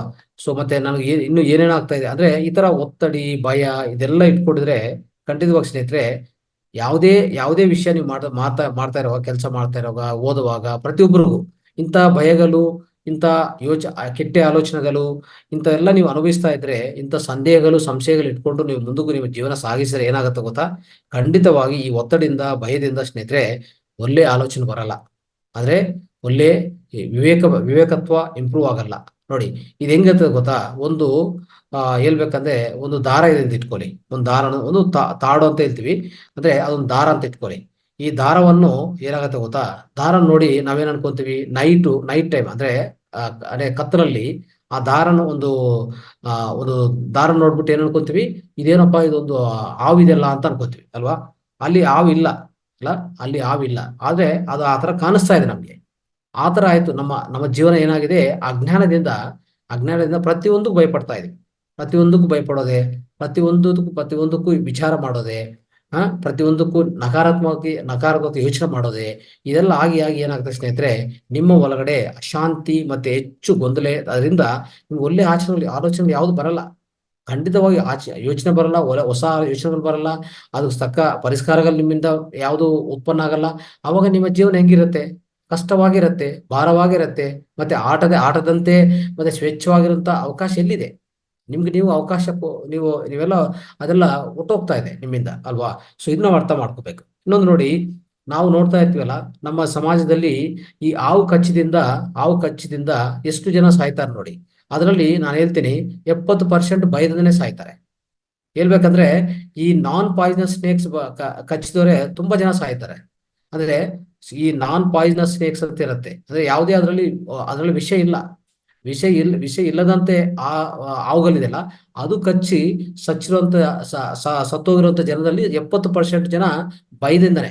ಹೇಳ್ಬೇಕಂದ್ರೆ ಅದು ಪಾಯ್ಸನಸ್ ಸ್ನೇಕ್ ಅಲ್ಲ, ಅದರಲ್ಲಿ ವಿಷಯ ಇಲ್ಲ, ಆದ್ರೂ ಅದು ಕಚ್ಚಿದ ಮೇಲೆ ಇವ್ರೇನ್ ಅನ್ಕೊಂತಾರೆ, ಯಾವ್ದೋ ಹಾವು ಕಚ್ಚಿದಪ್ಪ ಅಂತ ಹೇಳ್ಬಿಟ್ಟು ಅವ್ರ ಭಾವನೆ ಏನಿರ್ತದೆ ಗೊತ್ತಾ, ನನಗೆ ವಿಷಯ ಒಳಗಡೆ ಹೋಯ್ತು, ನಾನೀಗ ಬದುಕಲ್ಲ ಅಂತ ಹೇಳ್ಬಿಟ್ಟು ಆ ಭಯದಿಂದನೇ ಸತ್ತೋಗಿರೋದು 70% ಇದ್ದಾರೆ. ಇದನ್ನೊಂದು ಸ್ಟ್ಯಾಟಿಸ್ಟಿಕ್ಸ್ ಅಲ್ಲಿ ಈಗಾಗಲೇ ನಿರ್ಣಯ, ಅದು ಸಂಶೋಧನೆಯಲ್ಲಿ ಕಂಡಿರೋದು ಸ್ನೇಹಿತರೆ, ಇದು ಅರ್ಥ ಮಾಡ್ಕೊಳ್ಳಿ. ಸೊ ಈ ತರ ಸ್ನೇಹಿತರೆ, ಈಗ ನೋಡಿ, ನಾನು ಈಗ ಏನ್ ಹೇಳ್ತೀನಿ ಅಂದ್ರೆ, ಯಾವುದೇ ವಿಷಯ ತೊಂದರೆ ಆಗಿದೆ ಅಂದ್ರೆ, ನಿಮ್ಗೆ ನಿಮ್ಮ ಕೆಲಸದಲ್ಲಿ, ನಿಮ್ಮ ಎಜುಕೇಶನ್ ಅಲ್ಲಿ, ನಿಮ್ಮ ಯಾವುದೇ ಇನ್ನು ವ್ಯಾಪಾರದಲ್ಲಿ, ಇನ್ನೊಂದು ಯಾವುದೇ ಒಂದು ವಿಷಯದಲ್ಲಿ, ಒಂದು ಕೆಲಸದಲ್ಲಿ, ಇನ್ನೊಂದರಲ್ಲಿ ತೊಂದರೆ ಆಗಿದೆ ಅಂತ ಇಟ್ಕೊಳ್ಳಿ. ಅವಾಗ ಏನ್ ಮಾಡ್ಬೇಕು, ನಾನು ಈಗಾಗಲೇ ಹೇಳಿದೀನಿ, ಏಮ್ ಅಂತಂದ್ರೆ acceptance of inevitability of the moment, ಅಂದ್ರೆ ಆ ಕ್ಷಣ ಹಾಗೆ ಸ್ವೀಕರಿಸೋದು ನಂಬರ್ 1. ನಂಬರ್ 2, ನೆಕ್ಸ್ಟ್ ಏನ್ ಮಾಡ್ಬೇಕು ಗೊತ್ತಾ ನೀವು, ಓಕೆ ವಾಟ್ ನೆಕ್ಸ್ಟ್ ಅಂತ ಈ ಪದ ಬರ್ಬೇಕು ನಿಮ್ ಒಳಗಡೆ. ನೋಡಿ, ಅದ್ಭುತವಾಗಿದೆ. ಅಂದ್ರೆ ಈಗಾಗ್ಲೇ ಆಗಿದೆ, ನಾನೇನ್ ಮಾಡಕ್ಕಾಗಲ್ಲ. ಈಗ ಹೇಳಿದ್ರಲ್ಲ, ನಮ್ ಸಟ್ ಮೇಲೆ ಬಿದ್ದೋಗಿದೆ ಇಂಕು, ನಾನು ಈಗಲೇ ಕೂತ್ಕೊಂಡವಾಗನೇ ನಿಮ್ ಮುಂದೆ ನಾನು ಚೇಂಜ್ ಮಾಡ್ಕೊಂಡಾಗ ಆಗಲ್ಲ, ಅದು ಸಾಧ್ಯವೇ ಇಲ್ಲ, ಏನು ಮಾಡಿದ್ರು ಸಾಧ್ಯವಾಗಲ್ಲ ಅಲ್ವಾ. ಅವಾಗ ಏನ್ ಮಾಡ್ಬೇಕು, ಅದನ್ನು ಆಕ್ಸೆಪ್ಟ್ ಮಾಡ್ಬೇಕು. ಯಾವಾಗ ಆಕ್ಸೆಪ್ಟ್ ಮಾಡ್ತೀವೋ, ಸ್ವೀಕಾರ ಮಾಡ್ತೀವೋ, ಅದರಿಂದ ನಾವು ಆಚೆ ಬರ್ತೀವಿ, ಆ ಯೋಚನೆಯಿಂದ ಆಚೆ ಬರ್ತೀವಿ. ಭಯ, ದುಃಖ, ಬಾಧೆ ಎಲ್ಲ ಅದರಿಂದ ಸ್ವಲ್ಪ ಆಚೆ ಕಡೆ ಬರ್ತೀವಿ. ಆಚೆ ಕಡೆ ಬಂದ ಮೇಲೆ ನೆಕ್ಸ್ಟ್ ನಾವು ಏನೋ ಯೋಚನೆ ಮಾಡ್ಬೇಕು ಗೊತ್ತಾ? ಓಕೆ, ವಾಟ್ ನೆಕ್ಸ್ಟ್ ಅಂತ. ಅಂದ್ರೆ ನಾವು ಏನ್ ಮಾಡ್ತಾ ಇದೀವಿ ಇಲ್ಲಿ? ಆಕ್ಟಿಂಗ್ ಸೆಂಟ್ ಪರ್ಸೆಂಟ್, ಅಂದ್ರೆ ಅದನ್ನೇ ACP ಅಂತ ಇದ್ವಿ. ಏನಂತ? ACP, acting scent percent. ಅಂದ್ರೆ ಈ ಕ್ಷಣದಲ್ಲಿ ನಾನು ಬದುಕ್ತಾ ಇದ್ದೀನಿ, ಈ ಕ್ಷಣದಲ್ಲಿ ಪೂರ್ತಿ ನಾನು ತೊಡಗಿಸ್ಕೊಂಡಿದ್ದೀನಿ. ಅದರಲ್ಲಿ ನಾನು ಏನು ಕ್ವಶನ್ ಮಾಡ್ಕೊಂತ ಇದ್ದೀನಿ, ನಾನು ಏನು ಕ್ವಶನ್ ಹಾಕೊಂತ ಇದ್ದೀನಿ ಅಂದ್ರೆ, ಓಕೆ ಆಗಿದೆ, ವಾಟ್ ನೆಕ್ಸ್ಟ್ ಅಂದ್ರೆ ಮುಂದಿನ ಅಂಶ ಏನು? ಸ್ನೇಹಿತರೆ ನೋಡಿ, ಮುಂದಿನ ಅಂಶ ಏನು? ಖಂಡಿತವಾಗಿ ಮುಂದಿನ ಅಂಶ ಏನು ಅಂತ ಯಾವಾಗ ನೀವು ಯೋಚನೆ ಮಾಡ್ತಿರೋ, ನಿಮ್ಗೆ ಪರಿಷ್ಕಾರಗಳು ಸಿಗತ್ತೆ, ಅದ್ಭುತವಾದ ಪರಿಷ್ಕಾರಗಳು ಸಿಗತ್ತೆ. ಅದರಿಂದ ಏನಾಗತ್ತೆ ಗೊತ್ತಾ? ನಿಮ್ಗೆ ಎಷ್ಟು ಅಂದ್ರೆ ಹೇಳ್ಬೇಕಂದ್ರೆ ತುಂಬಾ ಪಾಸಿಬಿಲಿಟೀಸ್, ತುಂಬಾ ಅವಕಾಶಗಳು ಸಿಗತ್ತೆ ಸ್ನೇಹಿತರೆ. ಯಾವಾಗ ಓಕೆ ವಾಟ್ ನೆಕ್ಸ್ಟ್ ಅಂತ ನೀವು ಒಳಗಡೆ ಬಂದ್ರೆ ಖಂಡಿತವಾಗಿ ತುಂಬಾ ಅವಕಾಶಗಳು ಸಿಗತ್ತೆ. ನೋಡಿ, ಯಾವುದೇ ಮಾರ್ಕ್ಸ್ ಕಡಿಮೆ ಬಂದೆ, ಮತ್ತೆ ನಾನು ಯಾವುದೇ ಗೇಮಲ್ಲಿ ಸೋಲಿದ್ದೀನಿ, ಮತ್ತೆ ಯಾವುದೇ ಹೇಳ್ಬೇಕಂದ್ರೆ ಒಂದು ರೋಡ್ ಮೇಲೆ ಆಕ್ಸಿಡೆಂಟ್ ಆಗಿದೆ, ಸೊ ಇಂಥದೆಲ್ಲ ಯಾವುದೇ ಇರ್ಲಿ, ಸೊ ಏನಾಗತ್ತೆ ಗೊತ್ತಾ? ಸೊ ಯಾವುದೇ ಆಗಿದೆ ಅದನ್ನ ನಾವು ಚೇಂಜ್ ಮಾಡೋಕ್ಕಾಗಲ್ಲ. ಇಂಥದೆಲ್ಲ ಆಗ್ತಾ ಇರ್ತದೆ, ಪ್ರತಿಯೊಬ್ಬ ಜೀವನದಲ್ಲಿ ಆಗ್ತದಲ್ವಾ? ಆಗಿದ ಮೇಲೆ ನಾನೇನ್ ಮಾಡ್ಕೋಬೇಕು? ಏನ್ ಮಾಡೋಕ್ಕಾಗತ್ತೆ? ಏನ್ ಮಾಡೋಕ್ಕಾಗಲ್ಲ. ಅದು ಬದಲಾವಣೆ ಮಾಡ್ಬೇಕಾಗಲ್ಲ. ಇಮಿಡಿಯೇಟ್ ತಕ್ಷಣ ಏನ್ ಮಾಡೋಕ್ಕಾಗಲ್ಲ. ನಾವು ಏನ್ ಮಾಡ್ಬೇಕು? ಆಯ್ತು, ವಾಟ್ ನೆಕ್ಸ್ಟ್? ಓಕೆ, ನಾನು ಮುಂದೆ ಏನ್ ಮಾಡ್ಬೇಕು, ಏನ್ ಮಾಡ್ಲಿ ಅಂತ. ಸೊ ಯಾರ ಹತ್ರ ಹೋಗ್ಲಿ, ಯಾರ ಹತ್ರ ಮೀಟ್ ಮಾಡ್ಲಿ, ಏನ್ ಮಾಡ್ಬೇಕು, ಯಾರ ಹತ್ರ ಮಾತಾಡ್ಲಿ. ಸೊ ಈ ತರ ನೀವು ಯೋಚನೆ ಮಾಡೋದು ಶುರು ಮಾಡಿದ ಸ್ನೇಹಿತರೆ, ಶತಕೋಟಿ ಸಮಸ್ಯೆಗಳು ಬಂದ್ರು ಅದಕ್ಕೂ ಅನಂತ ಕೋಟಿ ಪರಿಷ್ಕಾರಗಳು ನಿಮ್ಮ ಹತ್ರ ಸಿಗತ್ತೆ. ಅದು ಅರ್ಥ ಮಾಡ್ಕೊಳ್ಳಿ ಸ್ನೇಹಿತರೆ. ಸೊ ಇದು ಅರ್ಥ ಮಾಡ್ಕೊಂಡ್ರೆ ಅವಾಗ ಏನಾಗತ್ತಂದ್ರೆ, ನಿಮ್ಮ ಒಳಗಡೆ ಇರುವಂತ ಆ ದೃಕ್ಪಥ ಈ ತರ ಚೇಂಜ್ ಆಗಿದೆ ಸ್ನೇಹಿತರೆ. ಯಾವುದೇ ನಿಮ್ಮ ಒಳಗಡೆ ಒತ್ತಡಿ ಬರಲ್ಲ, ಒಂಥರ ಭಾರ ಬರಲ್ಲ, ಅಶಾಂತಿ ಎಲ್ಲ ಹೊಟ್ಟೋಗ್ತದೆ. ಯಾವುದೇ ಪ್ರತಿಯೊಂದು ಸಮಸ್ಯೆಗೂ ಆ ಪರಿಷ್ಕಾರ ಸಿಗತ್ತೆ. ಸೊ ಈ ತರ ನಾವು ಮಾಡ್ತಾ ಹೋದ್ರೆ ಸ್ನೇಹಿತರೆ, ಅದ್ಭುತವಾದ ಜೀವನವನ್ನು ನಡ್ಸ್ಕೋಬಹುದು. ಇನ್ನೊಂದು, ಪ್ರತಿಯೊಂದು ಕೆಲಸ ಸ್ನೇಹಿತರೆ, ಸುಮಾರು ಕೆಲಸಗಳಿರ್ತದೆ. 10 ಕೆಲಸಗಳಿದ್ರೆ 10 ಕೆಲಸ ಒಂದೇ ಸಾರಿ ನಾವು ಮಾಡಕ್ ಹೋಗ್ಬಾರ್ದು. ಒಂದೊಂದು ಕೆಲಸ ಮಾಡ್ತಾ ಹೋಗ್ಬೇಕು. ಒಂದು ಕೆಲಸ ಈಗ ಮಾಡಿದ್ವಿ ಅಂತ ಇಟ್ಕೊಳ್ಳಿ, ಶುರು ಮಾಡಿದ್ವಿ ಅಂತ ಇಟ್ಕೊಳ್ಳಿ, ಅದು ಮಾಡ್ತಾ ಮಾಡ್ತಾ ಮಾಡ್ತಾ ಅದು ಪೂರ್ಣಗೊಳಿಸ್ಕೊಂಡು ಮತ್ತೆ ಇನ್ನೊಂದು ಕೆಲಸ ಮಾಡಿ. ಆವಾಗ ನಿಮ್ಮ ಕೇಂದ್ರೀಕರಣ ಶಕ್ತಿ ಹೆಚ್ಚಾಗತ್ತೆ. ನಿಮ್ಗೆ ಬರುವಂತ ಫಲಿತಗಳು ತುಂಬಾ ಚೆನ್ನಾಗಿರ್ತದೆ, ಅದ್ಭುತವಾಗಿರುತ್ತೆ. ಇದು ಅರ್ಥ ಮಾಡ್ಕೋಬೇಕು ನೀವು ಸ್ನೇಹಿತರೆ. ಸೊ ಆತರ ನೋಡಿ. ಸೊ ಒಂದು ಉದಾಹರಣೆ ಹೇಳ್ತೀನಿ. ನಾವೇನ್ ಮಾಡಿದ್ವಿ ಅಂದ್ರೆ, ಒಂದು ಯಾವುದೇ ಆಚೆ ಕಡೆ ಹೋಗ್ತಾ ಇದೀವಿ ಇಟ್ಕೊಳ್ಳಿ, ಆಚೆ ಕಡೆ ಹೋಗ್ತಾ ಇದೀವಿ, ನಾಳೆ ಎಲ್ಲೋ ಊರಿಗೆ ಹೋಗ್ಬೇಕು, ಒಂದು ಬಸ್ ಟಿಕೆಟ್ ಬುಕ್ ಮಾಡಿದ್ವಿ ಅಂತ ಇಟ್ಕೊಳ್ಳಿ. ಈ ಬಸ್ ಟಿಕೆಟ್ ನಾವ್ ಏನ್ ಮಾಡ್ತೀವಿ? ಆತರದಲ್ಲಿ ಏನ್ ಮಾಡ್ತೀವಿ ಅಂದ್ರೆ, ಒಂದು ಪೇಪರ್ ಕೆಳಗಡೆ ಇಟ್ಟು ಹೋಗ್ತೀವಿ ಸ್ನೇಹಿತರೆ. ಆ ಪೇಪರ್ ಕೆಳಗಡೆ ಇಟ್ಟು ಹೋಗ್ತೀವಿ, ಬಟ್ ಅದ್ರ ಸ್ಪೃಹ ಇಲ್ಲ. ಅಂದ್ರೆ ಅಷ್ಟು ಶ್ರದ್ಧೆ ಅದ್ರ ಮೇಲೆ ತೋರಿಸಿಲ್ಲ ನಾನು. ಹೋಗ್ತಾ ಹೋಗ್ತಾ ಸಡನ್ ಆಗಿ ಒಂದು ಪೇಪರ್ ಕೆಳಗಡೆ ಇಟ್ಟು ಆ ಬಸ್ ಟಿಕೆಟ್ ಹೋಗ್ತೀನಿ. ಮತ್ತೆ ಸಾಯಂಕಾಲ ಬಂದ ಮೇಲೆ ಅದಕ್ಕೋಸ್ಕರ ಹುಡುಕ್ತಾ ಇರ್ತೀನಿ ನಾನು. ಅದು ಸಿಗಲ್ಲ, ಖಂಡಿತವಾಗಿ ಸಿಗಲ್ಲ. ಯಾಕೆ ಸಿಗಿಲ್ಲ ಅಂದ್ರೆ ಖಂಡಿತವಾಗಿ ನೀವು ಅರ್ಥ ಮಾಡ್ಕೋಬೇಕು. ಅಲ್ಲಿ ನೀವು %% ಅದನ್ನು ಗಮನಿಸಿಲ್ಲ. ಅದು ಇಡುವಾಗನೇ ಸ್ವಲ್ಪ ಅಲ್ಲಿ ಗಮನಕ್ಕೆ ಕೊಟ್ಟಿದ್ದಿದ್ರೆ, ಸೊ ವೇಗವಂತವಾಗಿ ಹೋಗ್ತಾ ಇದ್ರಿ, ಸ್ಪೃಹ ಅದ್ರ ಮೇಲೆ ಇಲ್ಲಾಂದ್ರೆ ಅದ್ರ ಮೇಲೆ ಶ್ರದ್ಧೆ ನೀವು ಸರಿಯಾಗಿ ತೋರಿಸಿಲ್ಲ, ಹಾಗೆ ಇಟ್ಬಿಟ್ರು ಹಂಗೆ ಹೋಗ್ಬಿಟ್ಟಿದ್ವಿ, ಆಚೆ ಕಡೆ ಹೋಗಿದ್ವಿ, ಮತ್ತೆ ಬರುವಾಗ ಅದು ಕಾಣಿಸಲ್ಲ. ನೋಡಿ, ಇದಕ್ಕೇನು ಕಾರಣ ಗೊತ್ತಾ? ಆಕ್ಟಿಂಗ್ %% ಅನ್ನೋದು ಆಗಿಲ್ಲ. ಅಂದ್ರೆ ಆ ಕ್ಷಣದಲ್ಲಿ ಅಲ್ಲಿ ನೀವು ಪೂರ್ತಿ ಗಮನದಿಂದ ಅದು ಆ ಟಿಕೆಟ್ನು ಒಳಗಡೆ ಅಲ್ಲಿ ಕೆಳಗಡೆ ಇಟ್ಟಿದ್ದಿದ್ರೆ ನಿಮಗೆ ಈ ಸಮಸ್ಯೆ ಬರಲ್ಲ. ಅರ್ಥ ಮಾಡ್ಕೊಳ್ಳಿ ಸ್ನೇಹಿತರೆ. ಇದು ಸೊ ಖಂಡಿತವಾಗಿ ಈ ತರ ಸ್ನೇಹಿತರೆ, ಯಾವುದೇ ನೋಡ್ಕೊಳ್ಳಿ, ಪ್ರತಿ ವಿಷಯ ಅಷ್ಟೇ, ಯಾವುದೇ ಬಾಧೆ ಮತ್ತೆ ಕಷ್ಟ ಯಾವುದೇ ಬಂದ್ರು ಇದು ನನ್ಗೆ ಯಾಕೆ ಬಂದಿದೆ ಅಂತ ಕ್ವಶನ್ ಬರಬಾರ್ದು ಸ್ನೇಹಿತರೆ. ಇದು ಯಾಕೆ ನನ್ಗೆ ಬಂದಿದೆ ಅಂತ ಆ ಕ್ವಶನ್ ಬರಬಾರ್ದು. ಮತ್ತೆ ಏನಾಗತ್ತೆ ನನಗೆ ಅಂತ ಅದನ್ನು ಮಾಡಬಾರ್ದು. ಸೊ ನನ್ಗೆ ಯಾಕೆ ಬಂದಿದೆ ಅಂದ್ರೆ ಆ ಬಾಧೆ ಅನ್ನೋದು ಹೆಚ್ಚಾಗತ್ತೆ. ಮತ್ತೆ ಏನಾಗತ್ತೆ ನನ್ಗೆ ಅಂತ ನಿಮ್ಗೆ ಸಮಸ್ಯೆ ಅಂತ ಸಂದೇಹ ಬಂದ್ರೆ ಭಯ ಹೆಚ್ಚಾಗತ್ತೆ. ಅರ್ಥ ಮಾಡ್ಕೊಳ್ಳಿ. ಸೊ ಅದು ಬಿಟ್ಟು ನಾನು ಏನ್ ಮಾಡ್ಬೇಕು ಅಂತ ಯಾವಾಗ ನೀವು ಯೋಚನೆ ಮಾಡ್ತಿರೋ, ವಾಟ್ ನೆಕ್ಸ್ಟ್ ಅಂತ ಯೋಚನೆ ಬರ್ತದೋ, ಅವಾಗ ನಿಮ್ಗೆ ವಿವೇಕ ಹೆಚ್ಚಾಗತ್ತೆ. ಅಂದ್ರೆ ಹೇಳ್ಬೇಕಂದ್ರೆ ವಿವೇಕ ಹೆಚ್ಚಾಗಿ ಬುದ್ಧಿ ಹೆಚ್ಚಾಗ್ತದೆ. ಅವಾಗ ಅದಕ್ಕೂ ಪರಿಹಾರ ನೀವೇ ಕಂಡಿಡಕ್ಕೆ ಅದ್ಭುತವಾದ ಅವಕಾಶ ಇದೆ ಸ್ನೇಹಿತರೆ. ಅರ್ಥ ಮಾಡ್ಕೊಳ್ಳಿ. ಸೊ ಈ ತರ ಪ್ರತಿಯೊಂದಕ್ಕೂ ಅಷ್ಟೇ ಸ್ನೇಹಿತರೆ. ಸೊ ಜೀವನದಲ್ಲಿ ನೋಡಿ, ಪ್ರತಿಯೊಬ್ಬರ ಜೀವನದಲ್ಲಿ ಯಾವುದೇ ಸಮಸ್ಯೆ ಶಾಶ್ವತವಾಗಿ ಯಾವ ಸಮಸ್ಯೆ ಇರಲ್ಲ. ಅರ್ಥ ಮಾಡ್ಕೊಳ್ಳಿ. ನಮ್ಮ ಜೀವನ ಆಗ್ಬೋದು, ಇನ್ನೊಬ್ಬರ ಜೀವನ ಆಗ್ಬೋದು. ಯಾವುದೇ ಸಮಸ್ಯೆ ನೀವು ತಗೊಳ್ಳಿ, ಶಾಶ್ವತವಾಗಿರ್ತದ? ಅದು ಬರ್ತದೆ ಹೋಗ್ತದೆ ಅಲ್ವಾ? ಸ್ವಲ್ಪ ಸಮಸ್ಯೆಗಳು ಸ್ವಲ್ಪ ನಿಮಿಷಗಳಿರ್ತದೆ, ಸ್ವಲ್ಪ ಸಮಸ್ಯೆಗಳು ಹೆಚ್ಚು ಕಾಲ ಇರುತ್ತೆ. ಸೊ ಅದು ಬೇಗನೆ ಬರ್ತದೆ ಹೋಗ್ತದೆ. ಸೊ ಈ ತರ ಸಮಸ್ಯೆಗಳು ಬರ್ತಾ ಹೋಗ್ತಾ ಇರ್ತದೆ. ಆದ್ರೆ ಸಮಸ್ಯೆದ ಬಗ್ಗೆ ಯೋಚನೆ ಮಾಡಬಾರ್ದು. ಸಮಸ್ಯೆ ಬಂದಿದ ಮೇಲೆ ಸೊ ವಾಟ್ ನೆಕ್ಸ್ಟ್ ಅಂತ, ಅಂದ್ರೆ ಆ ಸಮಸ್ಯೆ ಬರ್ತದೆ ಹೋಗ್ತದೆ. ಓಕೆ, ಆದ್ರೆ ವಾಟ್ ನೆಕ್ಸ್ಟ್ ಅಂತ ಒಂದು ನಾವು ಅದೊಂದು ನಮ್ಮ ಒಳಗಡೆ ಇದ್ರೆ ಏನಾಗುತ್ತೆ ಗೊತ್ತಾ, ಪೂರ್ತಿ ನಾವೇನ್ ಮಾಡ್ತೀವಿ, ಆ ವಾಟ್ ನೆಕ್ಸ್ಟ್ ಅಂತ ಮುಂದಿನ ಪರಿಷ್ಕಾರ ಏನಂತ ಅದ್ರ ಮೇಲೆ ಪೂರ್ತಿ ತೊಡಗಿಸ್ಕೊಂಡು ನಮ್ಮ ಮೈಂಡನ್ನು, ನಮ್ಮ ಬುದ್ಧಿವನ್ನು ಅಲ್ಲಿ ಹೆಚ್ಚಾಗಿ ನಾವು ಬಲಿಸಿ ಏನ್ ಮಾಡ್ತೀವಿ ಅಂದ್ರೆ ಅವಾಗ ಅದನ್ನು ಸಮಸ್ಯೆ ಪರಿಷ್ಕಾರ ಕಂಡಿಡ್ತೀವಿ ಅಲ್ವಾ. ಅದು ಬಿಟ್ಟು ಅದು ಸಮಸ್ಯೆ ಒಳಗಡೆ ಅಲ್ಲಿ ಒಳಗಡೆನೆ ನೀವು ಕೂತ್ಕೊಂಡು ಆ ಸಮಸ್ಯೆನೇ ಹೆಚ್ಚಾಗಿ ಮಾಡ್ಕೊಂಡು ಬಾಧೆ ದುಃಖ ಎಲ್ಲ ಮಾಡ್ಕೊಂಡು ನನಗೆ ಯಾಕೆ ಹೀಗಾಗಿದೆ, ಹೀಗಾಗಬಾರ್ದಾಯ್ತು, ಸೊ ಇದೆಲ್ಲ ನೀವು ಅನ್ಕೊಂತ ಹೋದ್ರೆ ಇನ್ನೂ ಸಮಸ್ಯೆ ಹೆಚ್ಚಾಗ್ತದೆ. ಸೊ ಇನ್ನು ಸೊ ಏನಾಗ್ತದೆ ನನಗೆ ಈ ಸಮಸ್ಯೆ ಬಂದೆಲ್ಲ ಇನ್ನೇನಾಗತ್ತೆ ನಮ್ಮ ಮುಂದಿನ ಜೀವನ ಅಂತ ಆ ತರ ಅನ್ಕೊಂಡ್ರೆ ಭಯ ಹೆಚ್ಚಾಗತ್ತೆ. ಸೊ ಇದರಿಂದ ಹೆಚ್ಚು ಸಮಸ್ಯೆಗಳು ಇನ್ನೂ ಆಗ್ತಾ ಹೋಗ್ತದೆ ಸ್ನೇಹಿತರೆ. ಅದಕ್ಕೋಸ್ಕರ ಅದೆಲ್ಲ ಮಾಡಬಾರ್ದು. ಆ ಸಮಸ್ಯೆ ಅನ್ನೋದು ಪೂರ್ತಿ ಬಾಧ್ಯಯುತವಾಗಿ ತಗೊಂಡು ಅದ್ರ ಪರಿಷ್ಕಾರಗಳು ಕಂಡಿರ್ತಾ ಸ್ವಲ್ಪ ಆತರ ಜೀವನವನ್ನು ನಡ್ಸ್ಕೊಂಡು ಹೋದ್ರೆ ಸ್ನೇಹಿತರೆ ನಿಮ್ಗೆ ಬುದ್ಧಿ ಹೆಚ್ಚಾಗತ್ತೆ, ಮತ್ತೆ ಅನುಭವ ಹೆಚ್ಚಾಗತ್ತೆ, ನಿಮ್ಗೆ ಆ ಸಮಸ್ಯೆ ಪರಿಷ್ಕಾರ ಸಿಗತ್ತೆ, ವೇಗವಂತವಾಗಿ ನೇರವಾಗಿ ಸಿಗತ್ತೆ ಸ್ನೇಹಿತರೆ. ಸೊ ಈ ತರ ಏನಾಗುತ್ತೆ ಸ್ನೇಹಿತರೆ, ಪ್ರತಿಯೊಬ್ಬರು ಯಾರೇ ನಾವು ಆ ವಿವೇಕವತ್ವವನ್ನು ಬುದ್ಧಿವನ್ನು ಹೆಚ್ಚು ಮಾಡ್ಕೊಂತೀವಿ ನೋಡಿ, ಅವಾಗ ಏನ್ ಸಿಗತ್ತೆ ನಮ್ಗೆ ದ್ಧೈರ್ಯ ಹೆಚ್ಚಾಗಿ ಬರುತ್ತೆ. ಅರ್ಥ ಮಾಡ್ಕೊಳ್ಳಿ, ಧೈರ್ಯ ಅದೇ ಧೈರ್ಯ ಹೆಚ್ಚಾಗಿ ಬರ್ಬೇಕಂದ್ರೆ ನಿಮ್ಮ ಒಳಗಡೆ ಒಳ್ಳೆ ಬುದ್ಧಿ ಇದೆ ಅಂತ ಇಟ್ಕೊಳ್ಳಿ. ಬುದ್ಧಿ ಹೇಳ್ಬೇಕಂದ್ರೆ ಈ ಕರ್ಮಸು ಕೌಶಲ್ಯ ಅಂತ ಹೇಳ್ತೀವಲ್ಲ, ಆ ಶ್ರೇಷ್ಠತಾ ಬುದ್ಧಿ అనేది ನಮ್ಮ ಒಳಗಡೆ ಹೆಚ್ಚಿದ್ರೆ ಏನಾಗುತ್ತೆ, ನಮ್ಗೆ ಧೈರ್ಯ ಬರುತ್ತೆ. ಧೈರ್ಯ ಹೆಚ್ಚಾಗಿದ್ರೆ ಏನ್ ಬರುತ್ತೆ, ನಿಮ್ಮ ಒಳಗಡೆ ಪ್ರಶಾಂತತೆ ಬರುತ್ತೆ, ಏಕಾಗ್ರತೆ ಬರುತ್ತೆ, ಜ್ಞಾಪಕ ಶಕ್ತಿ ಹೆಚ್ಚಾಗತ್ತೆ, ಸೃಜನಾತ್ಮಕತೆ ಹೆಚ್ಚಾಗತ್ತೆ. ಇವೆಲ್ಲ ಪರಿಹಾರ ಸ್ನೇಹಿತರೆ. ಸೊ ಅವಾಗ ನಿಮ್ಗೆ ವಾಟ್ ನೆಕ್ಸ್ಟ್ ಅಂತ ಇದೆ ನೋಡಿ, ಆ ಒಂದು ಪದದಿಂದ ಏನ್ ಮಾಡ್ತೀವಿ ಅಂದ್ರೆ, ಸೊ ಆ ಪೂರ್ತಿ ಕಮಿಟ್ಮೆಂಟ್ ಇಂದ ಏನ್ ಮಾಡ್ತೀವಿ, ಸೊ ಆ ನಿಮ್ಮ ಒಳಗಡೆ ಆ ಸಮಸ್ಯೆಗೆ ಪರಿಷ್ಕಾರ ನಿಮ್ಮ ಒಳಗಡೆ ನೀವು ಹುಡುಕೋದು ಶುರು ಆಗತ್ತೆ. ಅವಾಗ ಖಂಡಿತವಾಗಿ ನಿಮ್ಮ ಒಳಗಡೆ ಅಂತ ಆ ಶಕ್ತಿಯನ್ನು ಆಚೆಗಡೆ ತಗೊಂಡು ನಿಮ್ಮ ಒಳಗಡೆಯಿಂದನೇ ಪರಿಷ್ಕಾರ ಕಂಡಿಡಿದು ಆ ಸಮಸ್ಯೆಯನ್ನು ವೇಗವಂತವಾಗಿ ಪರಿಷ್ಕಾರ ಮಾಡುವಂತ ಅವಕಾಶ ಸಿಗತ್ತೆ.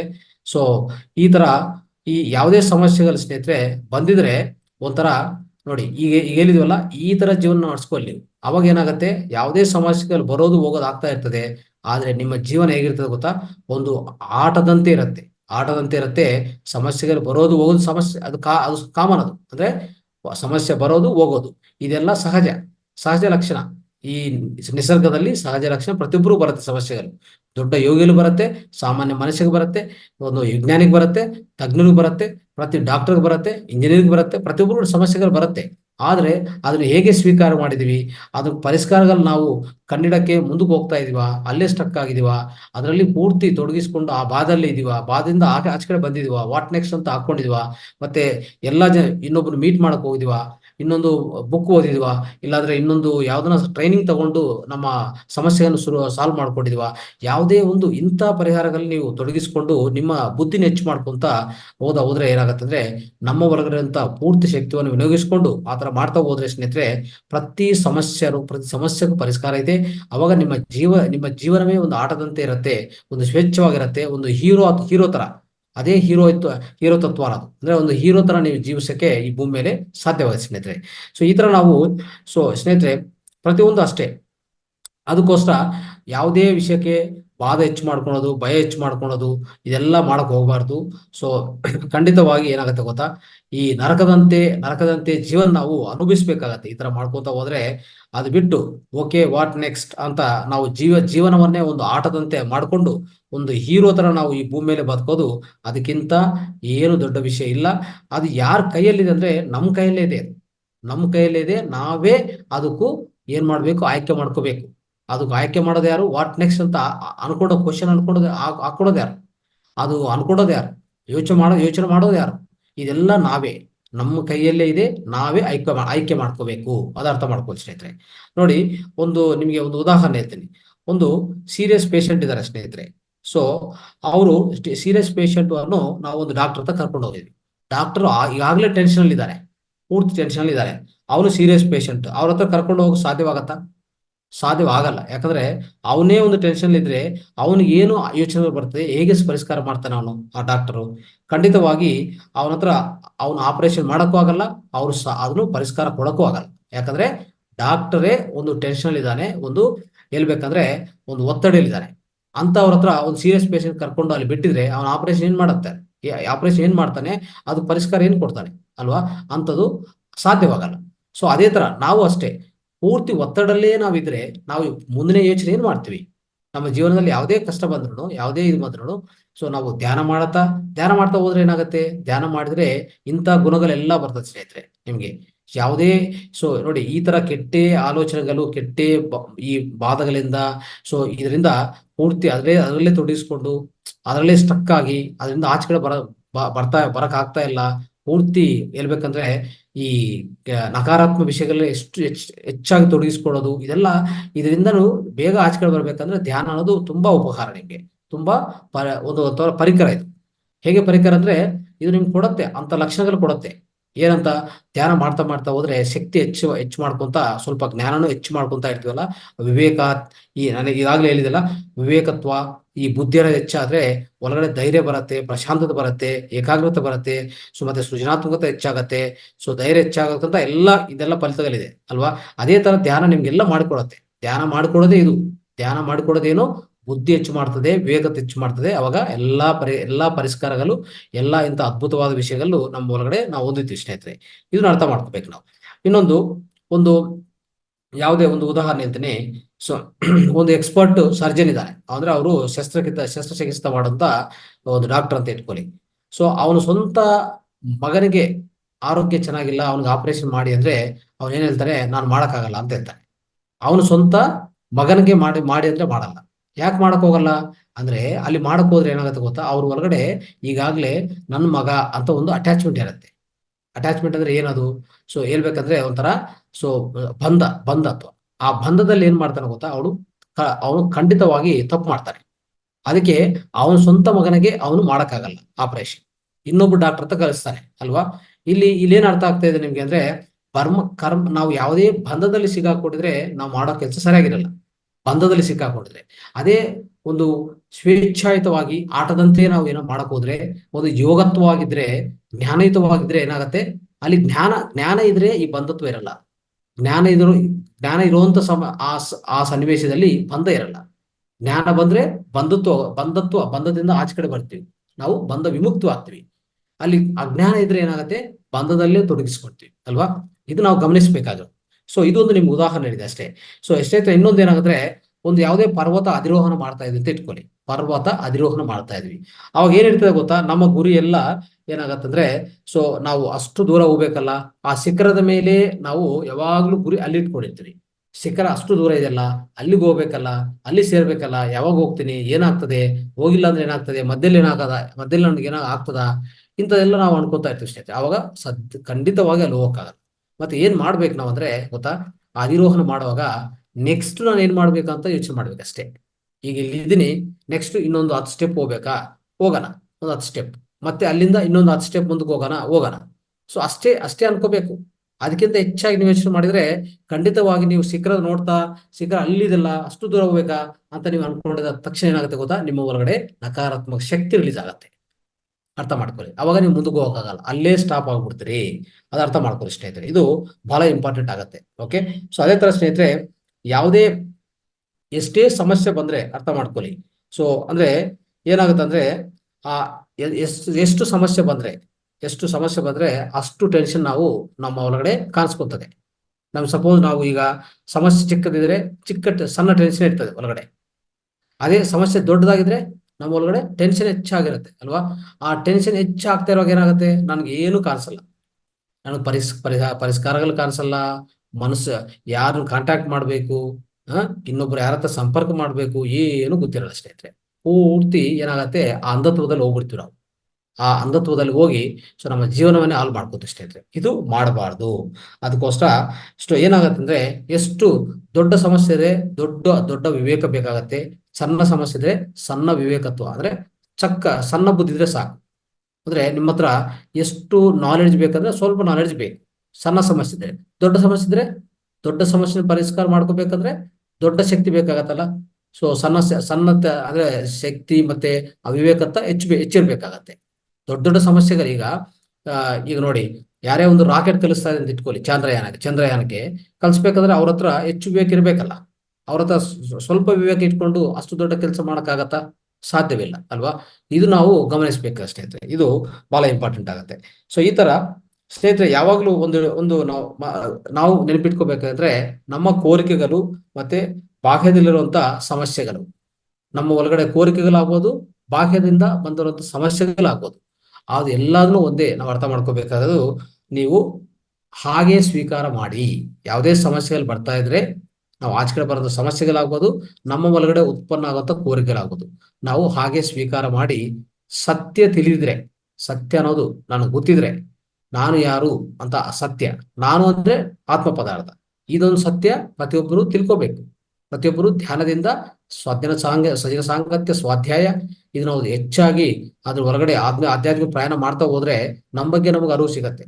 ನಾವು ಯಾರು, ನಾನು ಏನು ಪದಾರ್ಥ, ಎಲ್ಲಿಂದ ಬಂದಿದ್ದೀನಿ, ನಾನು ಹೇಗೆ ಇಲ್ಲೆಲ್ಲ ನಮ್ಮ ಜೀವನ ನಡೆಸ್ತಾ ಇದ್ದೀನಿ, ಮುಂದಿನ ಜೀವನದಲ್ಲಿ ಏನಾಗತ್ತೆ, ಇದೆಲ್ಲ ನಮ್ಗೆ ಅರ್ಥ ಆಗತ್ತೆ.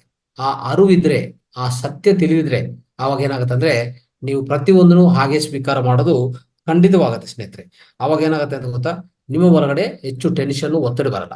ಯಾವಾಗ ಟೆನ್ಷನ್ ಒತ್ತಡಿ ಬರಲ್ಲ ಏನಾಗುತ್ತೆ, ನಮ್ಮ ಒಳಗಡೆ ಹೆಚ್ಚು ಟೆನ್ಷನ್ ಒತ್ತಡಿ ಇಲ್ಲ ಅಂದ್ರೆ, ಒತ್ತಡಿ ರಹಿತ ಜೀವನ ಇದ್ರೆ ಪ್ರಶಾಂತತೆ ಹೆಚ್ಚಾಗತ್ತೆ.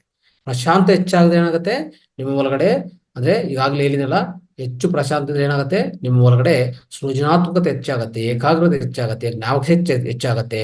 ಈ ಸೃಜನಾತ್ಮಕತೆ ಇದೆ ನೋಡಿ, ಅಂದ್ರೆ ಸೃಜನಾತ್ಮಕತೆ ಅಂದ್ರೆ ಏನದು, ಕ್ರಿಯೇಟಿವಿಟಿಯಿಂದ ಏನ್ ಬರುತ್ತೆ ನಿಮ್ಗೆ, ಕ್ರಿಯೇಟಿವಿಟಿ ಹೆಚ್ಚಾಗಿದ್ರೆ ಖಂಡಿತವಾಗಿ ಬರೋದೇನು ಗೊತ್ತಾ, ಪರಿಷ್ಕಾರಗಳು ಸ್ನೇಹಿತರೆ. ಯಾವಾಗ ಪರಿಷ್ಕಾರ ಬರುತ್ತೆ, ಹೆಚ್ಚು ನಾವು ಸೃಜನಾತ್ಮಕತೆ ಹೆಚ್ಚು ಮಾಡ್ಕೋಬೇಕು. ಸೃಜನಾತ್ಮಕತೆ ಹೆಚ್ಚಿರ್ಬೇಕಂದ್ರೆ ಏನ್ ಮಾಡ್ಬೇಕು, ನಮ್ಮೊಳಗಡೆ ಆ ಪ್ರಶಾಂತ ಅನ್ನೋದು, ನಮ್ಮ ಒಳಗಡೆ ಇರುವಂತ ಪ್ರಶಾಂತವನ್ನು ಹೆಚ್ಚು ಮಾಡ್ಕೋಬೇಕು, ಆ ಶಾಂತಿನ ಹೆಚ್ಚು ಮಾಡ್ಕೋಬೇಕು, ಪೀಸ್ ಅನ್ನೋದು ಇದೆಯಲ್ಲ ಅದನ್ನ ಹೆಚ್ಚು ಮಾಡ್ಕೋಬೇಕು. ಅದಕ್ಕೆ ಬೇಕಾಗಿರೋದು ಪ್ರತಿ ದಿವಸ. ಅದಕ್ಕೆ ಇವೆಲ್ಲ ನಾನು ಎಲ್ಲಿರುವಂತ ಎಲ್ಲಾ ವಿಷಯದಲ್ಲಿ ನೀವು ಕ್ರೋಢೀಕರಿಸ್ಕೊಂಡಿದ್ರೆ ಒಂದು ಅರ್ಥ ಆಗತ್ತೆ ಸ್ನೇಹಿತರೆ. ಪ್ರತಿಯೊಬ್ಬರು ಯಾವುದೇ ಕಷ್ಟ ಇರಲಿ, ಯಾವುದೇ ನಮ್ಮ ಜೀವನ ನಾವು ನಡೆಸ್ತಾ ಇದ್ರೆ, ಯಾವುದೇ ಒಂದು ವಿಷಯ, ಒಂದು ಸಮಸ್ಯೆಗಳು, ಬಾಧೆಗಳು, ಮತ್ತೆ ಯಾವುದೇ ನಕಾರಾತ್ಮಕ ಯಾವುದೇ ವಿಷಯ ಬಂದ್ರೆ ಮೊದಲನೇದು ಹಾಗೆ ಸ್ವೀಕಾರ ಮಾಡೋದು, ಮತ್ತೆ ಇನ್ನೊಂದು ನಾನು ಮುಂದೆ ಏನ್ ಮಾಡ್ಬೇಕಂತ ಯೋಚಿಸೋದು ಎರಡನೇದಾಗತ್ತೆ. ಮೂರನೇದು, ನಮ್ಮ ಧ್ಯಾನ ಮಾಡ್ತಾ ಇದ್ರೆ ನಮ್ಮ ಒಳಗಡೆ ಈ ವಿವೇಕ ಅಂದ್ರೆ ಒಂಥರ ಬುದ್ಧಿ ಹೆಚ್ಚಾಗ್ತಾ ಹೋಗ್ತದೆ. ಆ ಬುದ್ಧಿ ಹೆಚ್ಚು ಮಾಡ್ಕೊಳ್ಳುವಾಗ ನಮ್ಮ ಒಳಗಡೆನೆ ಏನು ಉತ್ಪನ್ನ ಆಗತ್ತಂದ್ರೆ ಒಂದು ಧೈರ್ಯ ಬರುತ್ತೆ. ಧೈರ್ಯದಿಂದ ನಾವೇನ್ ಮಾಡ್ತೀವಿ, ಮತ್ತೆ ಈ ಸಮಸ್ಯೆಗೆ ಪರಿಷ್ಕಾರಗಳು ಹುಡುಕೋದು ತುಂಬಾ ಸುಲಭ ಆಗತ್ತೆ.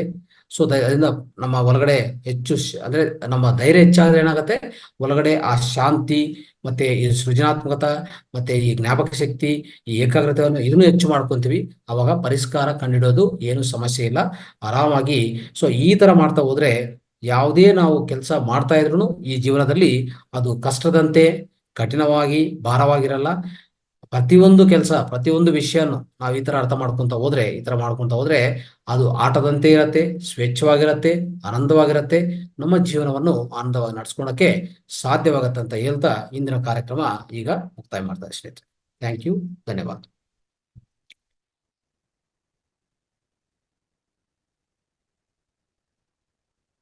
ರೈಟ್ ಸ್ನೇಹಿತರೆ, ಯಾವುದೇ ಪ್ರಶ್ನೆಗಳು ಕೇಳ್ಬೇಕಂದ್ರೆ ದಯವಿಟ್ಟು ಅನ್ಮ್ಯೂಟ್ ಮಾಡ್ಕೊಂಡು ಒಂದು 5 ನಿಮಿಷ ಪ್ರಶ್ನೋತ್ತರ, ಈ ಕಾರ್ಯಕ್ರಮವನ್ನು ಮುಕ್ತಾಯ ಮಾಡೋಣ.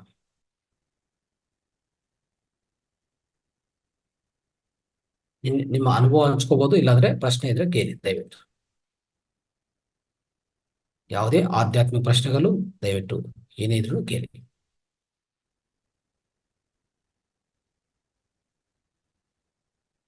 ಯಾರು ನಿಮ್ಮ ವಿಡಿಯೋಗಳು ಆನ್ ಮಾಡಿಲ್ಲ, ನನ್ಗೆ ಅರ್ಥ ಆಗಲ್ಲ. ನೀವು ಏನು ಕೇಳಿಸ್ಕೊಂಡಿದ್ರ ಇಲ್ಲ ಏನು ಅರ್ಥ ಆಗಲ್ಲ. ಓಕೆ, ದಯವಿಟ್ಟು ಸ್ವಲ್ಪ ಜನ ಹಂಚ್ಕೊಳ್ಳಿ, ನಿಮ್ಮ ಅನುಭವ ಹಂಚ್ಕೊಳ್ಳಿ. ಮುಕ್ತಾಯ. ನಮಸ್ತೆ ಸರ್. ಹಾ ನಮಸ್ತೆ ಅಮ್ಮ, ಹೇಳಿ ಮೇಡಮ್. ಹೌದು ಸರ್, ಕ್ಲಾಸು ನೀವ್ ಹೇಳಿದಂಗ ಒತ್ತಡ ಜಾಸ್ತಿ ಆಗ್ಲಿಕತ್ತಾವ ಈಗಿನ ಇದಕ್ ಪರಿಸರಕ್ಕೋ ಏನೋ ಎಂತ ಗೊತ್ತಿಲ್ಲ.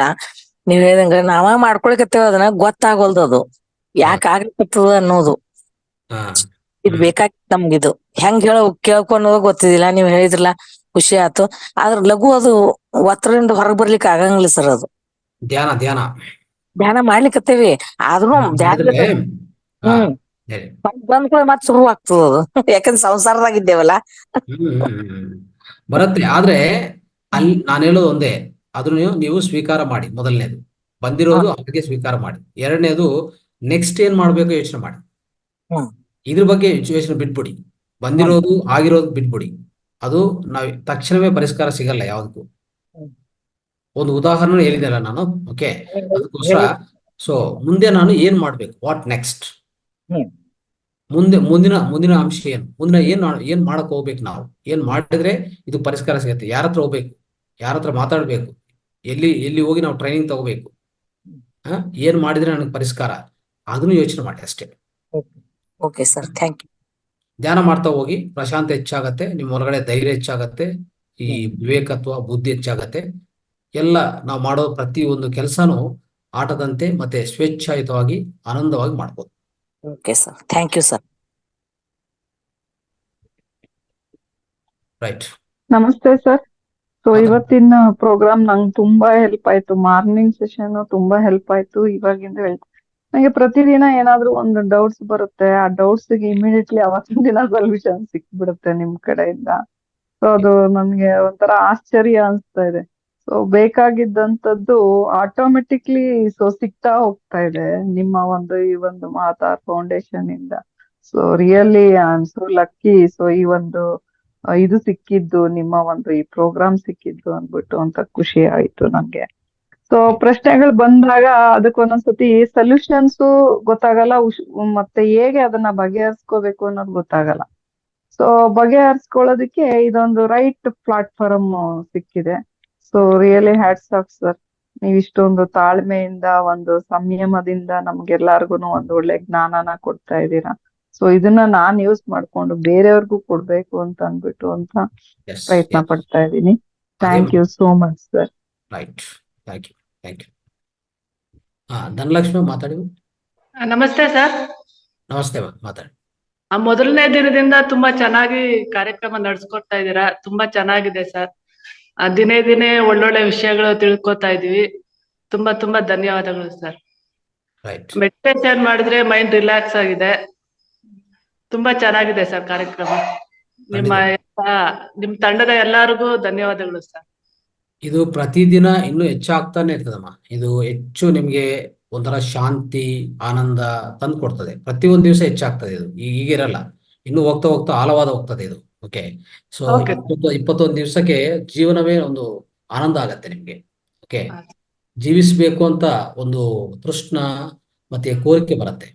ಇಷ್ಟವರೆಗೂ ಏನಪ್ಪಾ ಈ ಜೀವನ, ಏನೋ ಮಾಡ್ತಾ ಇದೀವಿ, ಹೋಗ್ತಾ ಇದೀವಿ, ತಿಂದಿದೀವಿ, ಮತ್ತೆ ಎದ್ದಿದೀವಿ, ಅಲ್ಲಿಗೆ ಹೋಗಿದೀವಿ, ಇಲ್ಲಿ ಹೋಗಿದೀವಿ, ಬಂದಿದೀವಿ, ಆತರ ಇರ್ತದೆ. ಈಗಿರಲ್ಲ ಆತರ. ಈ 21 ದಿವಸ ಕಾಲ ಸಾಕು ನಿಮ್ಗೆ ಜೀವನ ಪೂರ್ತಿ ಪರಿವರ್ತನೆಗೊಳಿಸ್ಕೊಳಕ್ಕೆ. ಓಕೆ ಸರ್, ತುಂಬಾ ಧನ್ಯವಾದಗಳು ಸರ್.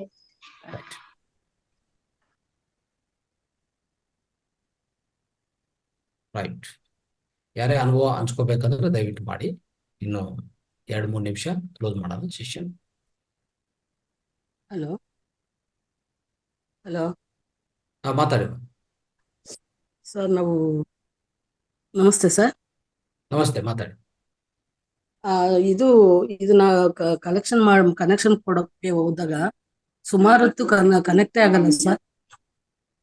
ನೆಕ್ಸ್ಟ್ ಸೌಂಡ್ ಬರಲ್ಲ, ಮತ್ತೆ ವಿಡಿಯೋನು ಬರಲ್ಲ. ಅದೆಲ್ಲ ನಿಮ್ ಕಡೆ ಪ್ರಾಬ್ಲಮ್. ನಮ್ ಕಡೆ ಏನ್ ತೊಂದರೆ ಇರಲ್ಲ.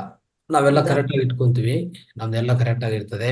ನಿಮ್ ಕಡೆ ಪ್ರಾಬ್ಲಮ್ ಇರ್ಬೋದು, ಹೊಸ ಚೆಕ್ ಮಾಡ್ಕೋಬೇಕು ನೀವು. ಇದು ಅಷ್ಟರಲ್ಲಿ ನಾನೆಲ್ಲ ರೆಡಿ ಮಾಡ್ಕೊಂಡ್ರಲ್ಲಿ ಧ್ಯಾನ ಒಂದು ಫೈನಲ್ ಬಂದ್ಬಿಟ್ಟು ಅದೇ ನಾವು ಏನು ಮಾಡಕ್ಕಾಗಲ್ಲ. ಯಾಕಂದ್ರೆ ಅದಕ್ಕೆಲ್ಲ ಪರಿಹಾರ ಕೊಡಕ್ಕೆ ನಮ್ಗೆ ಟೈಮ್ ಇಲ್ಲ. ಅದು ಯೋಚನೆ ಮಾಡಕ್ಕೂ ಟೈಮ್ ಇಲ್ಲ. ಹೌದಾ ಸರ್? ನೀವು ಅಲ್ಲಿ ಪರಿಹಾರ ಮಾಡ್ಕೊಳ್ಳಿ. ಬಟ್ ನಮ್ ಕಡೆ ಏನ್ ತೊಂದರೆ ಇಲ್ಲ. ಸೌಂಡ್ ಗಿೌಂಡ್ ಎಲ್ಲ ಚೆನ್ನಾಗಿರ್ತದೆ. ಅದೇ ಇದು ಬರ್ತಾ ಇರ್ತದೆ, ವಿಡಿಯೋ ಬರ್ತಾ ಇರ್ತದೆ, ಆಡಿಯೋ ಬರಲ್ಲ. ಆಮೇಲೆ ನಿಧಾನಕ್ ಬರುತ್ತೆ ಸುಮಾರು. ಮೇಡಮ್, ಅಲ್ಲಿ ನೀವ್ ಯಾರಾದ್ರೂ ಚಿಕ್ಕ ಹುಡುಗರು ಇದ್ರೆ ಅವ್ರನ್ನ ಕೇಳಿ ತಿಳ್ಕೊಳ್ಳಿ ಅದ್ರ ಬಗ್ಗೆ ನೀಟಾಗಿ. ಯಾರಾದ್ರೂ ಚಿಕ್ಕ ಹುಡುಗರು ಇದ್ರೆ ಅವ್ರು ತಿಳಿಸ್ಕೊಡ್ತಾರೆ. ಈ ತರ ಹಿಂಗ ಆಗ್ತಾ ಇದೆ, ಸ್ವಲ್ಪ ಹೇಳ್ಕೊಡಪ್ಪ ಅಂತ ಹೇಳಿ ಯಾರಿಗಾದ್ರೂ ಅವ್ರು ತೋರ್ಸ್ಕೊಡ್ತಾರೆ. ಓಕೆನಾ? Thank you.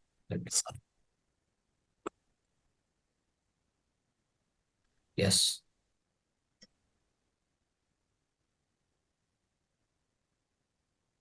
ರೈಟ್. ಯಾರು ಮಾತಾಡ್ತೀರಾ?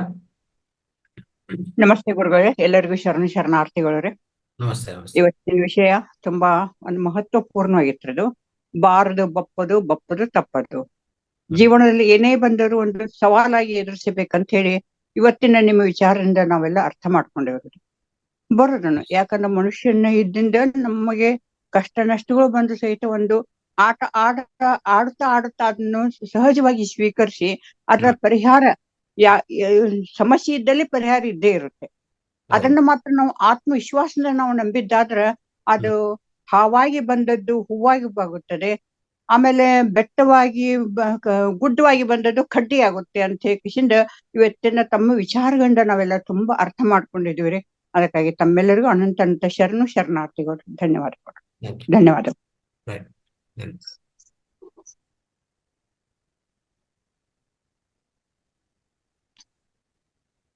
ರೈಟ್. ಸೊ ಓಕೆ ಸ್ನೇಹಿತರೆ, ಸೊ ಇವತ್ತು ನಮ್ಮ ಇದನ್ನ ಸೆಷನ್ ನಾವು ಮುಕ್ತಾಯ ಮಾಡೋಣ. ಎಲ್ಲರಿಗೂ ಧನ್ಯವಾದಗಳು. ನಮಸ್ತೆ, ಶುಭರಾತ್ರಿ.